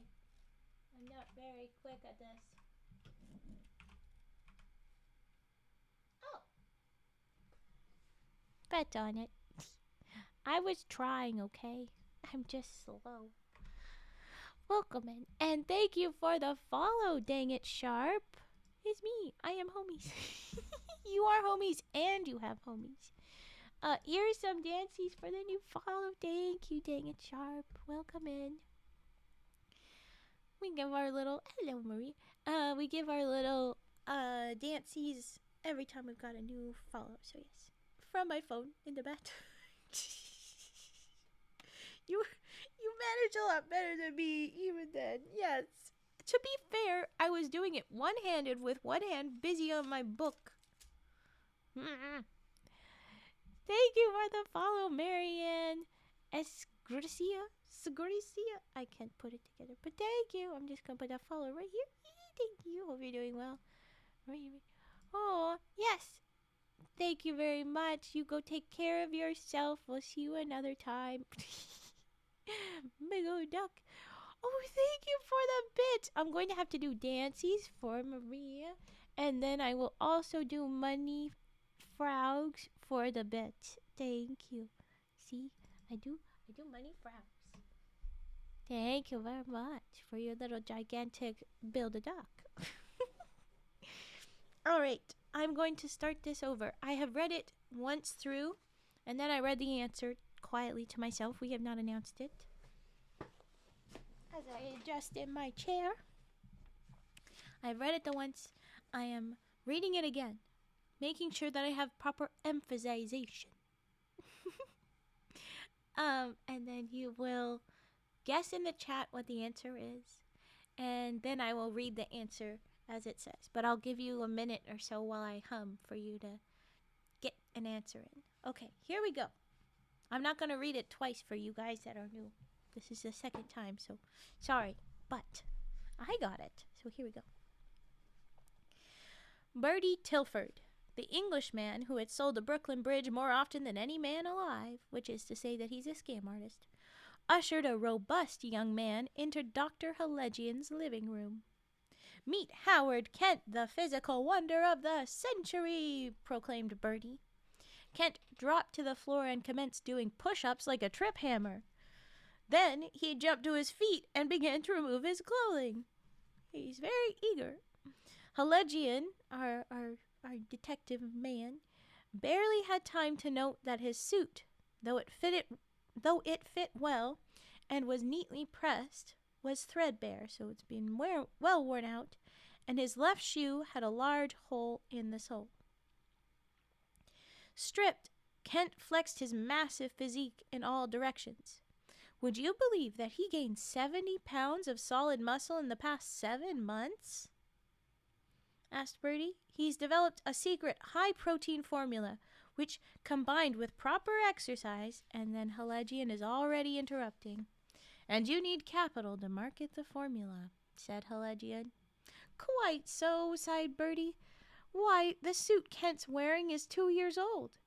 He's put every cent into perfecting his secret formula, and I am, frankly, temporarily out of funds. Or I should plunge the whole thing myself. All we need is $15,000, dear boy," Bertie ran on. "You'll better mankind and realize a fortune besides." "Not today," muttered Helegian darkly. "You'd have a better chance of selling me the Brooklyn Bridge." What was wrong with Bertie's pitch? And I will hum.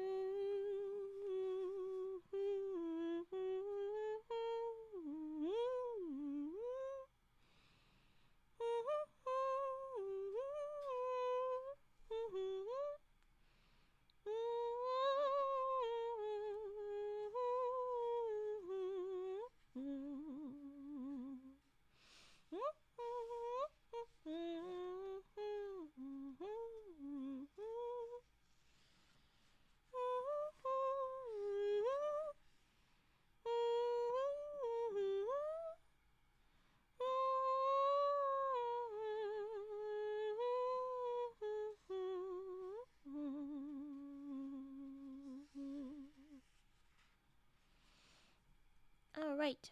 Our only guess as of now is more of a comment. It's just he's no businessman. He is absolutely a shady businessman, is all that Bertie, whatever his last name was, is. What's your last name, dude? Tilford. Okay. He's a con man, he is. Here we go. The answer. Kent's suit. Oh, you know? I've already said 2 words. I have said too much. Tell us, Fet. Dude, already that buff? He was already that buff? Yeah, that's pretty much. He was already that buff. It's pretty clear. Kent's suit, which Bertie claimed was 2 years old, still fit well, though he had supposedly put on 70 pounds in the past 7 months. Impossible. I mean, maybe it's possible if you lost a lot of weight and put on that muscle, but like, it's probably not gonna still fit. It's gonna sit differently. It's not gonna do right. It's just no longer correct. Like since we already know that he's a shady man, we're not gonna give him any graces. I also think that being so eager, like no words have really happened besides look at this impressive man, and then immediately on the ground, push-ups, up, naked. What the fuck is happening? You're a little too much, my guy. This is suspicious. I feel like that was a red flag. But yeah, that's exactly it. We get it. We did it. Yay. Okay. I have some mouth pops to do. If we have other redeems, I will do them as well. And then we will do a singular more 2-minute mystery before we wrap up stream. Just gonna call it. So, if you want me to stay longer, more redeems, I guess. Way too enthusiastic to strip in front of everyone. I mean, it is just this one dude, but still it's like, whoa, what the hell? That's a lot right now, dude. When I read it the first time around, I was like, whoa, calm down, dude. Chill out. At both the immediate push-ups and suddenly stripping. It was like, what? Oh my goodness. Okay, poor kids are scarred for life. Oh, there's no kids. There better not be no kids. Alright, we are doing mouth pops now. That's what we're doing. So here's some mouth pops.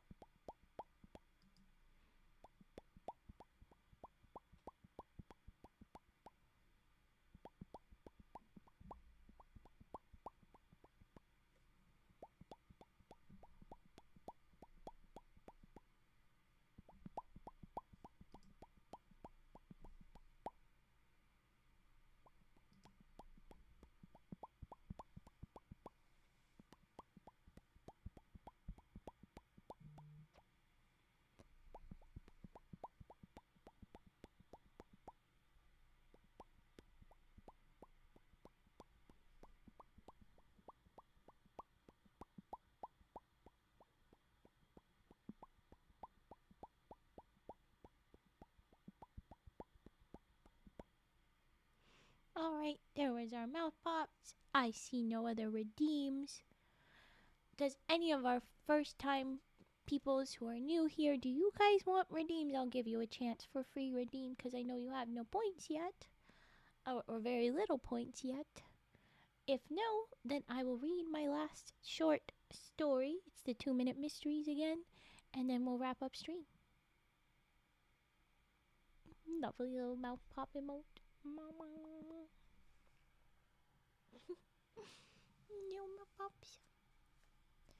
The next story, I will tell you what the title is while I give you time, is Horseshoe Pitcher. Not sure what that's gonna mean. I'm sure we'll find out soon. Like pitcher. not picked. Or like someone that throws it. A pitcher. I don't know what that's about. Alright. If you have nothing to say, I shout, move along. Boop boop. And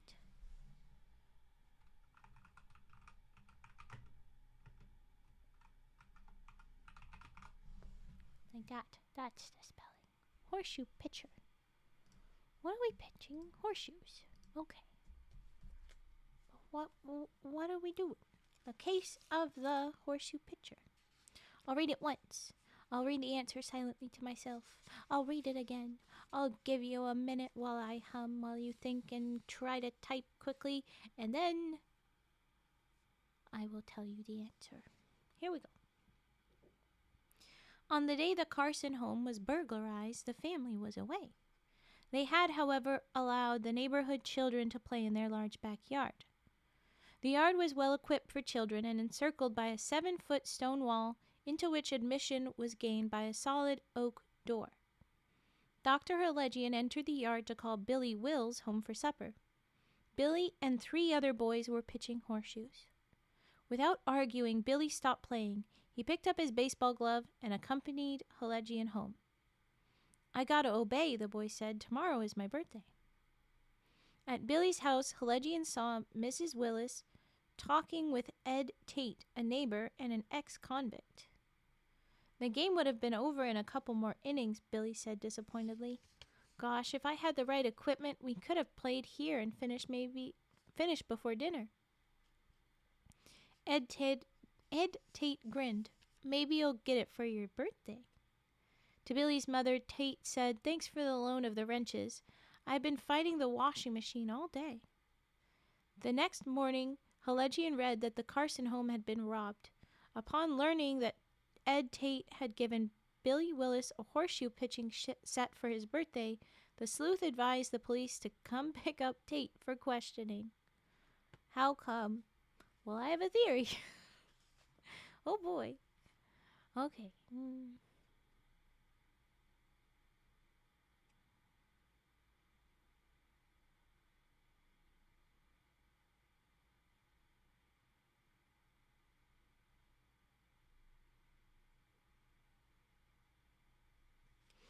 Yep, there we go. Okay. Are we ready? I read again. I will say, well, obviously he took it from the neighbors. The little specifics are, as usual, pretty fiddly, and it might help if you personally know horseshoe games. Moving along. On the day the Carson home was burglarized, the family was away. They had, however, allowed the neighborhood children to play in their large backyard. The yard was well equipped for children and encircled by a 7-foot stone wall into which admission was gained by a solid oak door. Dr. Helegian entered the yard to call Billy Wills home for supper. Why is Dr. Helegian in charge of Billy Wills? I don't know, but I guess he's there, and he's going to dinner with them, whatever that's about. Billy and 3 other boys were pitching horseshoes. Without arguing, Billy stopped playing. He picked up his baseball glove and accompanied Helegian home. I gotta obey, the boy said. Tomorrow is my birthday. At Billy's house, Helegian saw Mrs. Wills talking with Ed Tate, a neighbor and an ex-convict. The game would have been over in a couple more innings, Billy said disappointedly. Gosh, if I had the right equipment, we could have played here and finished before dinner. Ed Tate grinned. Maybe you'll get it for your birthday. To Billy's mother, Tate said thanks for the loan of the wrenches. I've been fighting with the washing machine all day. The next morning, Helegian read that the Carson home had been robbed. Upon learning that Ed Tate had given Billy Wills a horseshoe pitching set, for his birthday, the sleuth advised the police pick up Tate for questioning. And now I hum. I choose.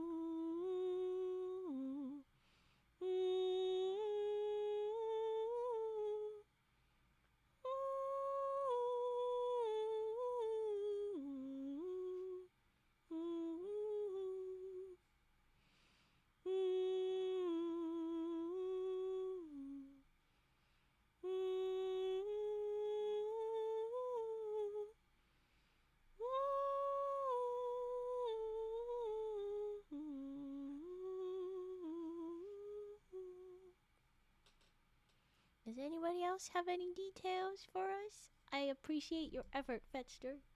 Um, you've been lurking and listening. Oh, thank you. Well, I always love a lurker. Thank you for saying you appreciate it. I appreciate you. Um, Feel free to get back to lurking until we're done, or go watch some of my VODs on YouTube channel because there's plenty of those there. But yeah, thank you. Okay. I see no comments.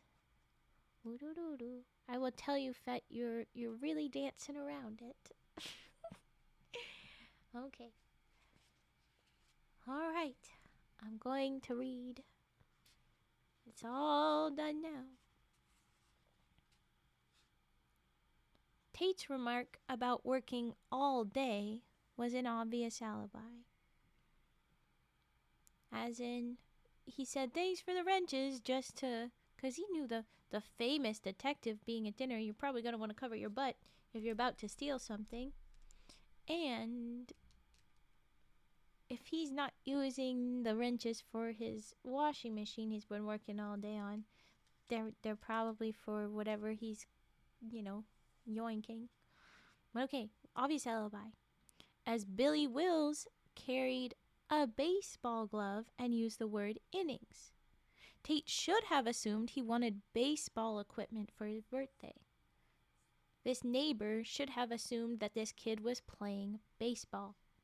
So how? Only by being inside the Carson home would Tate have seen Billy pitching horseshoes, a game in which the inning is also used. No wait, he didn't need the wrenches for the yoinking. So he was inside the house when they were playing.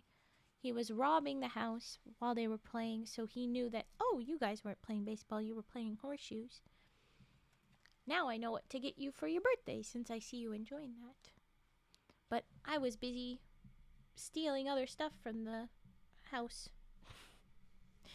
So that's when I knew that you were wanting that instead of baseball equipment. To be fair though, also, like, what kind of equipment did the kid want? He doesn't need equipment, he needs space. He has the glove, he just would need a ball. Like, what equipment would he be wanting to get? It's a little bit of a plot hole there, but whatever. It's a good point. Maybe bat. Maybe bat. Maybe he is missing a bat. You're right. But there you go. Yeah. I think that one makes sense. It's a little bit spindly. My thing when I first was like, this guy is already at the person's home. He's close enough that he's giving the kid a birthday present. He would also very likely know the kid likes horseshoe and might know what he was doing. Like, if you're around the kid that often, he would probably talk about it. Like, I don't know. Okay, fine. But in the little 2-minute mysteries world, you gotta use the context that you have there. It's all Chekhov's gun kind of stuff. Well, with that now known, let's wrap up. We're all done. Whoop. Where are we rating to, Fet? tell me, please? Oh, yes. It's been a minute. Thank you very much for that suggestion, and thank you for watching. Thank you everybody for watching. I was just getting to it. I want to make sure I get my raid message copied usually before I do that. Oh, it's all moving on me. Damn it. Stop moving. Thank you so much everybody for watching. Thank you very much to our resubs and new subs. I don't think it's new subs, but thank you very much. And thank you to the new followers and our lurkers, whether you say anything or not eventually. But thank you for saying you appreciate it. I appreciate it. We are going to raid away now. Nope. My goodness. Are we gonna cooperate things? Why aren't you popping up yet? There you are. There you are. We're gonna raid out. I am not going to be streaming tomorrow or for a while, but I'll be streaming next week, starting Sunday as usual. We will be doing origami hand cams once again. It's been a minute since we have done that, so we'll get back to that one. Yeah, come on, buttons. Thank you, buttons. I hope everybody has either a great rest of the day or a great eep if you're headed to bed. Whatever it is, happy time zone, whatever time zone. Take care. Whoa, whoa. Uh-oh, Fet, I have been yeeted for whatever reason. Twitch is being weird. I will be able to hit the button, but I won't be able to say thank you. So, just letting you know that. Alright, thank you everybody. Take care. Have a great day, eep, or whatever time zone, happy time zone. Bye.